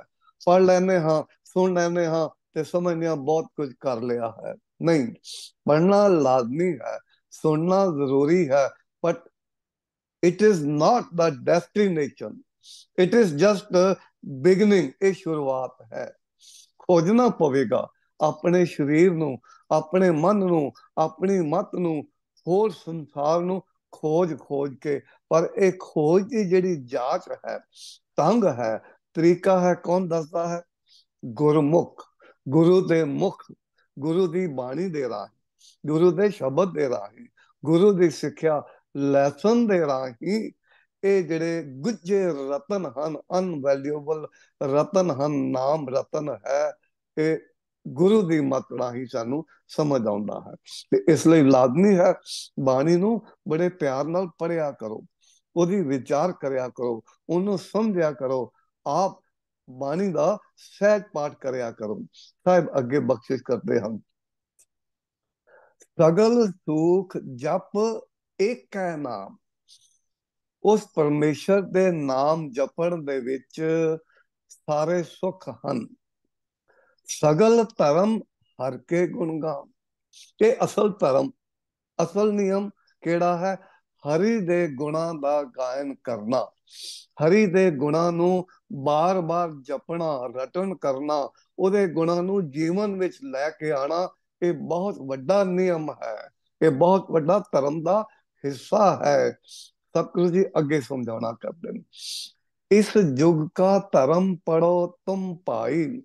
ਇਸ ਯੁਗ ਦਾ, ਇਸ ਸਮੇਂ ਦਾ, ਇਸ ਦਾ ਕਿਹੜਾ ਧਰਮ ਹੈ, ਕਿਹੜਾ ਨਿਯਮ ਹੈ, ਉਹਨੂੰ ਪੜੋ, ਉਹਨੂੰ ਸਮਝੋ। ਪੂਰਾ ਗੁਰ ਸਭ ਸੋਝੀ ਪਾਈ। ਇਸ ਯੁਗ ਦਾ, ਇਸ ਸਮੇਂ ਦਾ, ਇਸ ਜੀਵਨ ਦਾ ਜਿਹੜਾ ਧਰਮ ਹੈ, ਨਿਯਮ ਹੈ, ਮਰਿਆਦਾ ਹੈ, ਜਿਹੜੀ ਪ੍ਰੋਗਰਾਮਿੰਗ ਹੈ, ਕਿਵੇਂ ਸਮਝ ਆਉਂਦੀ ਹੈ? ਪੂਰੇ ਗੁਰ, ਰਾਰੇ ਨੂੰ ਸਿਆਰੀ ਹੈ, ਪੂਰੇ ਗੁਰੂ ਨੇ ਮੈਨੂੰ ਇਹ ਸਾਰੀ ਸੋਝੀ ਬਖਸ਼ਿਸ਼ ਕਰ ਦਿੱਤੀ ਹੈ। ਕਿਵੇਂ ਕੀਤੀ ਹੈ? Again logic of the education. ਜੇ ਮੈਂ ਸੱਚਿਆਰ ਬਣਨਾ ਹੈ, ਸੱਚ ਸਿੱਖਣਾ ਹੈ, ਤਾਂ ਮੈਨੂੰ ਸੱਚੇ ਗੁਰੂ ਕੋਲ, ਸੱਚੇ ਗੁਰੂ ਦੀ ਕਲਾਸ ਵਿੱਚ ਬਹਿਣਾ ਪਵੇਗਾ। ਇੱਥੇ ਅੱਗੇ ਹਰ ਨਾਮ ਸਿਖਾਈ। ਤੇ ਇਹ ਜਿਹੜੀ ਮਤ ਮਿਲੀ ਹੈ, ਇਹ ਜਿਹੜਾ ਧਰਮ ਨਿਯਮ ਮੈਂ ਬਣਾਇਆ ਹੈ ਪਰਮੇਸ਼ਰ ਦੇ ਨਾਮ ਜਪਣ ਦਾ, ਇਹ ਹਰ ਵੇਲੇ ਮੇਰੇ ਕੰਮ ਆਉਂਦਾ ਹੈ, ਹਰ ਵੇਲੇ ਮੇਰਾ प्रोटेक्टर है, मददगार है। सरत धर्म में श्रेष्ठ धर्म, हर को नाम जप निर्मल कर्म। This is the most and the biggest मर्यादा धर्म है कि परमेश्वर ਦਾ ਨਾਮ ਜਪ ਕੇ, ਪਪੇ ਨੂੰ ਸਿਆਰੀ ਹੈ, ਪਰਮੇਸ਼ਰ ਦਾ ਨਾਮ ਜਪਣ ਦੇ ਦੁਆਰਾ ਨਿਰਮਲ ਕਰਮ, ਮੇਰੇ ਕਰਮ, ਮੇਰੇ ਐਕਸ਼ਨ, ਮੇਰੀ ਸੋਚ ਉਸ ਪਰਮੇਸ਼ਰ ਵਾਂਗ ਨਿਰਮਲ, ਸਾਫ ਸੁਥਰੀ ਬਣਨੀ ਚਾਹੀਦੀ ਹੈ। ਧਰਮੀ ਧਰਮ ਕਰੇ, ਗਵਾਵੇ ਮੰਗੇ ਮੋਖ ਦੁਆਰ। ਕਈ ਧਰਮ ਦੇ ਕੰਮ ਕਰਦੇ ਨੇ, ਧਰਮ ਦੇ ਇਸ ਆਪਣੇ ਜੀਵਨ ਨੂੰ ਨਿਯਮਬੱਧ ਕਰਦੇ ਨੇ, ਪਰ ਉਹ ਚੰਗੇ ਕਰਮ ਕਰਕੇ ਮੁਕਤੀ ਦਾ ਦੁਆਰ ਜਾਂ ਹੋਰ ਕੋਈ ਮੰਗ ਅੱਗੇ ਰੱਖ ਦਿੰਦੇ ਨੇ। ਸਤਿਗੁਰੂ ਕਹਿੰਦੇ ਨੇ ਉਹਦਾ ਕੀਤਾ ਹੋਇਆ ਕਰਮ ਅਣਜਾਈ ਚਲਾ ਗਿਆ, ਵੇਸਟ ਚਲਾ ਗਿਆ, ਜਦੋਂ ਮੈਂ ਉਹਦੇ ਅੱਗੇ ਕੁਝ ਮੰਗ ਲਿਆ। ਫਿਰ ਵਾਹਿਗੁਰੂ ਮੈਂ ਤੇਰੇ ਦਰਬਾਰ ਤੇ ਇਹ ਕਰਾਂਗਾ, ਤੂੰ ਮੇਰਾ ਇਹ ਕੰਮ ਸਵਾਰ ਦੇ। ਇਹ ਵਪਾਰ ਬਣਾ ਲੈਂਦਾ ਹੈ ਮਨੁੱਖ। ਧਰਮ ਨੂੰ, ਪਰਮੇਸ਼ਰ ਦੇ ਗੁਣਾਂ ਨੂੰ, ਨਾਮ ਸਿਮਰਨ ਨੂੰ ਅੱਜ ਵਪਾਰ ਦਾ ਹਿੱਸਾ ਬਣਾ ਦਿੱਤਾ ਗਿਆ ਹੈ। ਤੇ ਸਤਿਗੁਰੂ ਫੇਰ ਅੱਗੇ ਤਾਂ ਅਵੇਅਰ ਕਰਦੇ ਹਨ, ਜੈ ਪ੍ਰਸਾਦ ਤੇਰੋ ਰਹਿਤਾ ਧਰਮ, ਮਨ ਸਦਾ ਧਿਆਏ ਕੇਵਲ ਪਾਰ। ਜਿਸ ਪਰਮੇਸ਼ਰ ਦੀ ਬਖਸ਼ਿਸ਼ ਦੇ ਨਾਲ, ਕਿਰਪਾ ਦੇ ਨਾਲ ਤੇਰਾ ਧਰਮ ਬਣਦਾ ਹੈ, ਰਹਿੰਦਾ ਹੈ, ਤੇਰਾ ਜੀਵਨ ਨਿਯਮ ਵਿੱਚ, ਮਰਿਆਦਾ ਵਿੱਚ ਆਉਂਦਾ ਹੈ, ਉਹਨੂੰ ਹਮੇਸ਼ਾ ਯਾਦ ਰੱਖਿਆ ਕਰ। ਇਹ ਸਾਰੀ ਅਸ਼ਟਪਦੀ ਦੇ ਅੰਦਰ ਸਤਿਗੁਰੂ ਜੀ ਨੇ ਉਸ ਪਰਮੇਸ਼ਰ ਦਾ ਸ਼ੁਕਰਾਨਾ ਕਰਨ ਦੀ ਜਾਚ ਸਿਖਾਈ ਹੈ। ਇਹਨੂੰ ਪੜ੍ਹਿਆ ਜੇ ਸਾਰੀ ਪੌੜੀ ਜਿਹੜੀ 6ਵੀਂ ਪੌੜੀ ਹੈ ਖਾਸ ਕਰ, ਉਹਦੇ ਅੰਦਰ 50 ਤੋਂ ਵੱਧ ਐਸੀਆਂ ਚੀਜ਼ਾਂ ਜਿਹੜੀਆਂ ਅਸੀਂ ਰੋਜ਼ ਇਸਤੇਮਾਲ ਕਰਦੇ ਹਾਂ, ਯੂਜ਼ ਕਰਦੇ ਹਾਂ, ਉਹਨੂੰ ਯਾਦ ਕਰਨਾ ਹੈ, ਉਹਨੂੰ ਹਟਾਉਂਦਿਆਂ ਹੋਇਆ। ਸਾਧ ਕੈ ਸੰਗ ਦ੍ਰਿੜੈ ਸਭ ਧਰਮ, ਸੰਗਤ ਦੇ ਵਿੱਚ ਬੈਠ ਕੇ ਗੁਰੂ ਸੰਗਤ, ਸਾਧ ਗੁਰੂ ਵਾਸਤੇ ਵੀ ਆਇਆ ਹੈ, ਗੁਰ ਸਾਧੂ ਵਾਸਤੇ ਵੀ ਆਇਆ ਹੈ, ਵੀ ਗੁਰੂ ਦੀ ਸੰਗਤ ਵਿੱਚ ਇਹ ਨਿਯਮ, ਇਹ ਮਰਿਆਦਾ, ਇਹ ਡਿਸਿਪਲਿਨ ਪ੍ਰੋਗਰਾਮਿੰਗ ਸਮਝਣੀ ਹੈ, ਪੱਕੀ ਕਰਨੀ ਹੈ। ਸਾਧ ਕੇ ਸੰਗ ਕੇਵਲ ਪਾਰ ਬ੍ਰਹਮ, ਕੇਵਲ ਤੇ ਕੇਵਲ ਉਸ ਪਰਮੇਸ਼ਰ ਨੂੰ ਯਾਦ ਰੱਖਣਾ ਹੈ। ਸਤਿਗੁਰੂ ਅੱਗੇ ਸਮਝਾਉਣਾ ਕਰਦੇ ਨੇ, ਨੈ ਬਿਲਮ ਧਰਮੰ ਬਿਲਮ ਪਾਪੰ। ਇਸਦੇ ਅਖਰੀ ਅਰਥ ਨੇ ਵੀ ਧਰਮ ਕਰਨ ਲੱਗਿਆ, ਚੰਗੇ ਕਰਮ ਕਰਨ ਲੱਗਿਆ, ਚੰਗੀ ਸੋਚ ਬਣਾਉਣ ਲੱਗਿਆ, ਕਹਿੰਦੇ ਨੇ ਕਦੀ ਦੇਰ ਨਾ ਕਰੋ, ਉਹਨੂੰ ਜਲਦੀ ਤੋਂ ਜਲਦੀ ਕਰੋ। ਬਿਲਮ ਪਾਪੰ, ਤੇ ਇਸ ਦੇ ਆਖਰੀ ਅਰਥ ਨੇ ਪਾਪ ਕਰਦਿਆਂ ਦੇਰ ਕਰੋ। ਪਰ ਇਸ ਜਦੋਂ ਵਿਚਾਰ ਨੂੰ ਮੈਂ ਥੋੜਾ ਜਿਹਾ ਡੀਪਲੀ ਸਮਝਿਆ ਹੈ ਤਾਂ ਇਹਦਾ ਇਹ ਮਤਲਬ ਹੋ ਗਿਆ ਵੀ ਪਾਪ ਕਰ ਸਕਦੇ ਹਾਂ, ਵੀ ਕੈਨ ਡੂ ਦੈਟ, ਭਾਵੇਂ ਦੇਰ ਨਾਲ ਕਰੋ। ਨਹੀਂ, ਸਤਿਗੁਰੂ ਤਾਂ ਇਹ ਪ੍ਰਵਾਨ ਨਹੀਂ ਕਰਦੇ। ਤਾਂ ਇਹਦੇ ਅਰਥ ਕਿਵੇਂ ਬਣ ਗਏ? ਕਹਿੰਦੇ ਨੇ ਧਰਮ ਜਿਹੜਾ ਹੈ, ਮਰਿਆਦਾ, ਨਿਯਮ, ਉਹ ਜਿਹੜੇ ਜੀਵਨ ਜੁਗਤ ਹੈ, ਉਹਨੂੰ ਅਡਾਪਟ ਕਰਨ ਲੱਗਿਆ ਕਦੀ ਦੇਰ ਨਾ ਕਰੋ। ਤੇ ਜਿਹੜੇ ਇਸ ਧਰਮ ਦੀ ਮਰਿਆਦਾ, ਨਿਯਮ, ਡਿਸਿਪਲਿਨ ਨੂੰ, ਜੀਵਨ ਜੁਗਤ ਨੂੰ ਅਡਾਪਟ ਕਰਨ ਲੱਗਿਆ ਦੇਰ ਕਰਦੇ ਨੇ, ਇਹ ਪਾਪ ਹੈ। ਭਾਵ ਚੰਗਿਆਈ ਵਾਲੇ ਪਾਸੇ ਜਾਣ ਤੋਂ ਦੇਰ ਕਰਨੀ, ਵਿਲੰਬ ਕਰਨਾ, ਇਹ ਪਾਪ ਹੈ। ਇਹ ਵਿਚਾਰ ਲੰਬੀ ਹੈ, ਅਸੀਂ ਫਿਰ ਕਿਸੇ ਟਾਈਮ ਤੇ ਆਪ ਜੀ ਨਾਲ ਸਾਂਝੀ ਕਰਾਂਗੇ। ਜਹਾਂ ਝੂਠ ਤੈ ਪਾਪ, ਜਹਾਂ ਲੋਭ ਤੈ ਕਾਲ ਹੈ, ਜਾਂ ਖਿਮਾ ਤੈ ਆਪ। ਸਤਿਗੁਰੂ ਜੀ ਅੱਗੇ ਸਮਝਾਉਣਾ ਕਰਦੇ ਹਨ, ਏਕੋ ਧਰਮ ਦ੍ਰਿੜਾ ਸੱਚ ਕੋਈ। ਜਿਹੜਾ ਇਨਸਾਨ, ਕੋਈ ਵੀ, ਐਨੀਬੋਡੀ ਇਨ ਦਾ ਵਰਲਡ, ਜਿਹੜਾ ਇਸ ਇੱਕੋ ਹੀ ਧਰਮ ਨੂੰ, ਇੱਕ ਪਰਮੇਸ਼ਰ ਦੇ ਬਣਾਏ ਹੋਏ ਨਿਯਮਾਂ ਮਰਿਆਦਾ ਨੂੰ ਦ੍ਰਿੜ ਕਰਦਾ ਹੈ, ਸਮਝਦਾ ਹੈ, ਜੀਵਨ ਜਾਚ ਬਣਾਉਂਦਾ ਹੈ, ਉਹ ਕੀ ਹੈ? ਗੁਰਮਤਿ ਪੂਰਾ ਜੁਗ ਜੁਗ ਸੋਈ। ਗੁਰੂ ਦੀ ਮੱਤ ਦੇ ਰਾਹੀਂ ਉਹ ਜਿਹੜਾ ਹੈ ਹਰ ਸਮੇਂ, ਐਵਰੀ ਟਾਈਮ ਉਹ ਪੂਰਾ ਹੈ। सब में पूर रहे पार ब्रह्म, परमेश्वर जो है वो हर जगह है। अपनी सृष्टि बना के ਉਹਦੇ अंदर भी मौजूद है, कादर अपनी कुदरत के अंदर भी मौजूद है, सारी क्रिएशन के अंदर मौजूद है। नानक हर कीर्तन कर अटल ए धर्म, ਇਹੋ ਜਿਹਾ ਪਰਮੇਸ਼ਰ ਪਾਰਬ੍ਰਹਮ ਜੋ ਮੇਰੇ ਅੰਦਰ ਵੀ ਹੈ, ਦੂਜਿਆਂ ਦੇ ਅੰਦਰ ਵੀ ਹੈ, ਸਾਰੀ ਕੁਦਰਤ ਦੇ ਅੰਦਰ ਵੀ ਹੈ। ਨਾਨਕ ਜੀ ਆਖਦੇ ਨੇ ਇਹੋ ਜਿਹੇ ਪਰਮੇਸ਼ਰ ਹਰੀ ਦਾ ਕੀਰਤਨ ਕਰ, ਉਹਦੀ ਕੀਰਤ ਕਰ, ਉਹਦੀ ਵਡਿਆਈ ਕਰ, ਉਹਦੀ ਸਿਫਤ ਸਲਾਹ ਕਰ। ਅਟਲ ਇਹ ਧਰਮ, ਤੇ ਇਹ ਜੋ ਅਟਲ, ਨਾ ਖਤਮ ਹੋਣ ਵਾਲਾ, ਨਾ ਨਾਸ਼ ਹੋਣ ਵਾਲਾ, परमानेंट जो है ये धर्म है, नियम है। इस नियम मर्यादा ਨੂੰ ਆਪਣੇ ਜੀਵਨ ਦਾ ਹਿੱਸਾ ਬਣਾਓ। ਸਤਿਗੁਰੂ ਧਰਤੀ ਧਰਮ ਹੈ। ਸਤਿਗੁਰੂ ਵੀ ਇੱਕ ਐਸੀ ਧਰਤੀ ਹੈ, ਇੱਕ ਨਿਯਮ ਹੈ, ਮਰਿਆਦਾ ਹੈ, ਜਿਹਦੇ ਵਿੱਚ ਜਿਹੋ ਜਿਹਾ ਤੁਸੀਂ ਪਾਓਗੇ ਉਹੋ ਜਿਹਾ ਮਿਲਣਾ ਹੈ। ਜਿਹੋ ਜਿਹੀ ਸੋਚ ਦੇ ਨਾਲ ਮੈਂ ਗੁਰੂ ਕੋਲ ਜਾਣਾ ਹਾਂ, ਉਹੋ ਜਿਹਾ ਪ੍ਰਾਪਤ ਕਰਦਾ ਹਾਂ। ਕਰਮ ਧਰਮ ਜੁਗਤ ਬਹੁ ਕਰਤਾ, ਕਰਨਾ ਹਾਰ ਨਾ ਜਾਣਾ। ਹੁਣ ਜਿਹੜਾ ਧਰਮ ਸ਼ਬਦ ਹੈ, ਇਹ ਨੈਗੇਟਿਵ ਸੈਂਸ ਦੇ ਵਿੱਚ ਵੀ ਆਇਆ ਹੈ। ਇਹ ਉਦੋਂ ਮੋਸਟ ਪ੍ਰੋਬਬਲੀ ਤੁਸੀਂ ਦੇਖੋਗੇ ਜਿੱਥੇ ਕਰਮ ਧਰਮ ਇਕੱਠਾ ਆਵੇਗਾ, ਜਿੱਥੇ ਕਰਮ ਕਾਂਡ ਦੀ ਗੱਲ ਹੋਵੇਗੀ, ਜਿੱਥੇ ਦਿਖਾਵੇ ਦੀ ਗੱਲ ਹੋਵੇਗੀ, ਉੱਥੇ ਇਹ ਧਰਮ ਜੋ ਹੈ ਉਹ ਨੈਗੇਟਿਵ ਸੈਂਸ ਦੇ ਵਿੱਚ ਆਉਂਦਾ ਹੈ। ਕਰਮ ਧਰਮ ਜੁਗਤ ਬਹੁ ਕਰਤਾ, ਜਿਹੜਾ ਇਨਸਾਨ ਤੇ ਮੈਂ ਇਹ ਬੇਨਤੀ ਕਰਦਾ ਹੁੰਨਾ, ਜਦੋਂ ਅਸੀਂ ਬਾਣੀ ਪੜ੍ਹੀਏ ਸੁਣੀਏ, ਇਹ ਸਮਝਿਆ ਕਰੋ ਇਹ ਮੇਰੇ ਵਾਸਤੇ ਹੈ, ਮੇਰੇ ਮਨ ਵਾਸਤੇ ਹੈ। ਤੇ ਇਸ ਸ਼ਬਦ ਨੂੰ ਮੈਂ ਆਪਣੇ ਮਨ ਤੇ ਹੰਡਾਉਂਦਾ ਹਾਂ ਵੀ ਜਦੋਂ ਮੇਰਾ ਮਨ ਇਹ ਕਰਮ ਧਰਮ ਪਾਖੰਡ ਵਾਲਾ ਜੀਵਨ ਜਿਉਂਦਾ ਹੈ, ਕਰਮ ਕਾਂਡਾਂ ਵਾਲਾ ਜੀਵਨ ਜਿਉਂਦਾ ਹੈ, ਤੇ ਉਸ ਮਾਇਆ ਵਿੱਚ ਇੰਨਾ ਗਲਤਾਨ ਹੋ ਜਾਂਦਾ ਹੈ, ਫਸ ਜਾਂਦਾ ਹੈ ਕਿ ਕਰਨ ਹੈ ਹਾਰ। ਜਿਸ ਪਰਮੇਸ਼ਰ ਨੇ ਸਾਰਾ ਕੁਝ ਕੀਤਾ ਹੈ, ਬਣਾਇਆ ਹੈ, ਮੇਰੀ ਰਚਨਾ ਕੀਤੀ ਹੈ, ਮੈਨੂੰ ਦਾਤਾਂ ਦਿੱਤੀਆਂ ਹਨ, ਨਾ ਜਾਣੈ ਮੈਂ ਉਹਨੂੰ ਭੁੱਲ ਜਾਣਾ ਹਾਂ। ਉਪਦੇਸ਼ ਕਰੈ ਆਪ ਨਾ ਕਮਾਵੈ, ਤਤ ਸ਼ਬਦ ਨਾ ਪਛਾਣੈ। ਲੋਕਾਂ ਨੂੰ ਉਪਦੇਸ਼ ਕਰਦਾ ਹੈ, ਆਪ ਨਹੀਂ ਕਰਦਾ। ਆਪ ਜੀਵਨ ਦੇ ਵਿੱਚ ਸੱਚ ਨਹੀਂ ਹੰਡਾਉਂਦਾ, ਦੂਜਿਆਂ ਨੂੰ ਉਪਦੇਸ਼ ਕਰਦਾ ਹੈ, ਉਸ ਤਤ ਸ਼ਬਦ ਦੀ ਪਛਾਣ ਨਹੀਂ ਕਰ ਰਿਹਾ ਹੈ। ਨਾਂਗਾ ਆਇਆ ਨਾਂਗੋ ਜਾਸੀ, ਜੋ ਹਸਤੀ ਖਾਕ ਚਾਨੈ। ਹੁਣ ਇਹ ਵੀ ਇੱਕ ਬਹੁਤ ਲੰਬਾ ਵਿਸ਼ਾ ਹੈ। ਜਦੋਂ ਇਹਨੂੰ ਸਰੀਰਕ ਤੌਰ ਤੇ ਅਸੀਂ ਲੈਂਦੇ ਹਾਂ ਵੀ ਸਰੀਰ ਜੋ ਹੈ ਨੰਗਾ ਆਉਂਦਾ ਹੈ, ਭਾਵ ਨੰਗੇ ਰੂਪ ਵਿੱਚ ਜਨਮ ਲੈਂਦਾ ਹੈ, ਤੇ ਮਰਨ ਵੇਲੇ ਵੀ ਨੰਗਾ ਹੁੰਦਾ ਹੈ।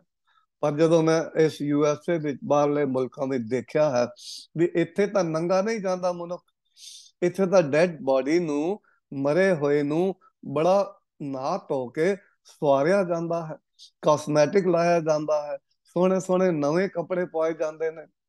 ਤਾਂ ਇਹ ਕੀ ਹੈ? ਤਾਂ ਇਹਨੂੰ ਵੀ ਅਸੀਂ ਇੱਕ ਵੱਖਰੇ ਵਿਸ਼ੇ ਰਾਹੀਂ ਸਮਝਾਂਗੇ। ਜਦੋਂ ਇਹਨੂੰ ਮਨ ਤੇ ਤਲ ਤੇ ਸਮਝੋਗੇ, ਇਹਦੇ ਅਰਥ ਹੋਰ ਬਦਲ ਜਾਣਗੇ। ਜਦੋਂ ਇਹਨੂੰ ਸਰੀਰ ਦੇ ਤਲ ਤੇ ਸਮਝਦੇ ਆ, ਇਹਦੇ ਹੋਰ ਨਿਕਲ ਆਉਂਦੇ ਨੇ। ਤਾਂ ਅਸੀਂ ਜਿਹੜਾ ਧਰਮ ਦਾ ਸਬਜੈਕਟ ਆਪ ਜੀ ਨਾਲ ਸ਼ੇਅਰ ਕਰ ਰਹੇ ਹਾਂ, ਉਸ ਦੇ ਮੈਂ ਸਮਪ ਵਾਲੇ ਪਾਸੇ ਆਪ ਜੀ ਨੂੰ ਲੈ ਕੇ ਜਾਂਦਾ ਹਾਂ। ਕਰਮ ਧਰਮ ਅਨੇਕ ਕਿਰਿਆ, ਸਭ ਉਪਰ ਨਾਮ ਅਚਾਰ। ਕਹਿੰਦੇ ਨੇ ਮੈਂ ਦੁਨੀਆ ਦੇ, ਮੇਰਾ ਮਨ ਜਿਹੜਾ ਹੈ ਦੁਨਿਆਵੀ ਧਰਮ ਦੇ ਕਰਮ ਕਾਂਡ ਜਿਹੜਾ ਕਰਦਾ ਹੈ, ਦਿਖਾਵੇ ਵਾਲੇ ਕਰਮ ਕਰਦਾ ਹੈ, ਲੋਕਾਂ ਨੂੰ ਖੁਸ਼ ਲਈ ਧਰਮ ਦੇ ਕੰਮ ਕਰਦਾ ਹੈ, ਕਹਿੰਦੇ ਨੇ ਇਹ ਕਿਸੇ ਕੰਮ ਦੇ ਨਹੀਂ। ਸਭ ਉੱਪਰ ਨਾਮ ਅਚਾਰ, ਸਭ ਤੋਂ ਉੱਪਰ ਜਿਹੜਾ ਹੈ ਸੱਚ ਦਾ ਜੀਵਨ ਹੈ, ਇਹੀ ਅਸਲੀ ਧਰਮ ਹੈ। ਬੰਧਨ ਮਾਤ ਪਿਤਾ ਸੰਸਾਰ, ਬੰਧਨ ਸਤ ਕੰਨਿਆ ਅਰ ਨਾਰ। ਬੰਧਨ ਕਰਮ ਧਰਮ ਹਉ ਕੀਆ। ਜਿਹੜੇ ਧਰਮ ਕਰਮ ਦੇ ਕੰਮ ਮੈਂ ਲੋਕਾਂ ਨੂੰ ਵਿਖਾਉਣ ਵਾਸਤੇ ਕਰਮ ਕਾਂਡ ਕਰਦਾ ਹਾਂ, ਕਹਿੰਦੇ ਨੇ ਉਹ ਬੰਧਨ ਨੇ, ਉਹ ਰੁਕਾਵਟ ਨੇ, ਮੈਨੂੰ ਪਰਮੇਸ਼ਰ ਨਾਲ ਮਿਲਣ ਨਹੀਂ ਦੇਣਗੇ। ਅਸੀਂ ਬਹੁਤ ਸਾਰੇ ਧਰਮ ਦੇ ਕੰਮ ਬੰਧਨਾਂ ਵਿੱਚ ਕਰਦੇ ਹਾਂ। ਮੈਂ ਇੱਕ ਐਗਜ਼ਾਮਪਲ ਲੈਣਾ ਹੁੰਦਾ, ਸ਼ਾਇਦ ਕਈਆਂ ਨੂੰ ਠੀਕ ਨਾ ਲੱਗੇ, ਪਰ ਵੀ ਹੈਵ ਟੂ ਅੰਡਰਸਟੈਂਡ। ਅੱਜ ਜਿਨ੍ਹਾਂ ਨੇ ਠੰਡੇ ਬਾਟੇ ਦੀ ਪੌਲ ਲਈ ਹੈ, ਰੋਜ਼ ਨਿਤਨੇਮ ਕਰਦੇ ਨੇ, ਉਹ ਬਹੁਤੇ, ਉਹਨਾਂ ਵਿੱਚੋਂ ਬਹੁਤੇ, ਸਾਰਿਆਂ ਦੀ ਗੱਲ ਨਹੀਂ ਕਹਿ ਰਿਹਾ, ਬੜੇ ਧਿਆਨ ਨਾਲ ਸੁਣਨਾ, ਬਹੁਤੇ ਬੱਧਾ ਚੱਟੀ ਕਰਦੇ ਨੇ ਕਿ ਸਾਨੂੰ ਪੰਜ ਪਿਆਰਿਆਂ ਨੇ ਹੁਕਮ ਕੀਤਾ ਹੋਇਆ ਹੈ, ਤੇ ਅੱਜ ਜੇ ਪੰਜ ਪਿਆਰੇ ਹੁਕਮ ਕਰਦੇ ਵੀ ਨਿਤਨੇਮ ਕਰੋ ਚਾਹੇ ਨਾ ਕਰੋ ਮਾਫ ਹੈ, ਤਾਂ ਬਹੁਤਿਆਂ ਨੇ ਛੱਡ ਜਾਣਾ ਹੈ, ਜਿਨ੍ਹਾਂ ਦਾ ਪਿਆਰ ਨਹੀਂ ਬਣਿਆ ਸ਼ਬਦ ਦੇ ਨਾਲ, ਬਾਣੀ ਦੇ ਨਾਲ। ਤਾਂ ਇਹ ਸਾਰੇ ਸ਼ਬਦ ਵਿੱਚ ਬੰਧਨ ਬਹੁਤ ਵਾਰੀ ਆਇਆ ਹੈ। ਅੰਕ ਨੰਬਰ ਨਾਲ ਲਿਖਿਆ ਹੈ 416, ਇਸ ਨੂੰ ਬੜੇ ਆਰਾਮ ਨਾਲ ਪੜਿਓ, ਸਮਝ ਆਵੇਗਾ। ਬੰਧਨ ਦੇ ਵਿੱਚ ਕੀਤੇ ਹੋਏ ਕਰਮ ਧਰਮ ਜਾਂ ਹੋਰ ਜਿੰਨੇ ਨਿਯਮ ਹਨ, ਉਹ ਕਿਸੇ ਕੰਮ ਦੇ ਨਹੀਂ, ਕੇਵਲ ਤੇ ਕੇਵਲ ਜਿਹੜੀ ਅਸਲ ਜੀਵਨ ਜਾਚ ਹੈ, ਸੱਚ ਦਾ ਜੀਵਨ ਹੈ, ਸੱਚ ਆਚਾਰ ਦਾ ਜੀਵਨ ਹੈ, ਉਹ ਸਾਡੇ ਜੀਵਨ ਲਈ ਸਾਨੂੰ ਸਚਿਆਰ ਬਣਨ ਦੇ ਵਿੱਚ ਮਦਦ ਕਰਦਾ ਹੈ, ਕੂੜ ਦੀ ਦੀਵਾਰ ਤੋੜਨ ਦੇ ਲਈ ਸਾਨੂੰ ਸਹਾਈ ਹੁੰਦਾ ਹੈ। ਆਓ ਅਸੀਂ ਜਿੰਨਾ ਕੁ ਬਾਣੀ ਦੇ ਰਾਹੀਂ ਇਸ ਧਰਮਖੰਡ ਨੂੰ, ਧਰਮਸ਼ਾਲ ਨੂੰ, ਧਰਮ ਨੂੰ ਸਮਝਣ ਦਾ ਯਤਨ ਕੀਤਾ ਹੈ, ਤੇ ਅੱਗੋਂ ਇਸ ਨੂੰ ਲੜੀਵਾਰ ਵਿਚਾਰ ਕਰਾਂਗੇ ਕਿ ਇਸ ਤੋਂ ਅਗਲੇ ਜਿਹੜੇ ਨੇ ਗਿਆਨ ਖੰਡ ਹੈ, ਸ਼ਰਮ ਖੰਡ, ਕਰਮ ਖੰਡ ਤੇ ਸੱਚਖੰਡ, ਇਹਨੂੰ ਇੱਕ ਲੜੀ ਵਿੱਚ ਪਰੋ ਕੇ ਇਸ ਪ੍ਰੋਸੈਸ ਨੂੰ ਹੋਰ ਚੰਗੇ ਢੰਗ ਨਾਲ ਸਮਝਾਂਗੇ। ਵਿਚਾਰ ਕਰਦਿਆਂ ਹੋਈਆਂ ਭੁੱਲਾਂ ਦੀ ਖਿਮਾ ਕਰਨੀ, ਪਿਆਰ ਸਹਿਤ ਫਤਿਹ ਦੀ ਸਾਂਝ ਕਰੋ। ਵਾਹਿਗੁਰੂ ਜੀ ਕਾ ਖਾਲਸਾ, ਖਾਲਸਾ, ਵਾਹਿਗੁਰੂ ਜੀ ਕੀ ਫਤਿਹ। ਵਾਹਿਗੁਰੂ ਜੀ ਕੀ ਫਤਿਹ। ਜਿਨ੍ਹਾਂ ਵੀਰਾਂ ਦੇ ਕੋਈ ਸਵਾਲ ਹੋਵੇ, ਪਲੀਜ਼ ਆਪਣਾ ਹੱਥ ਖੜਾ ਕਰਕੇ, ਰੇਜ਼ ਕਰਕੇ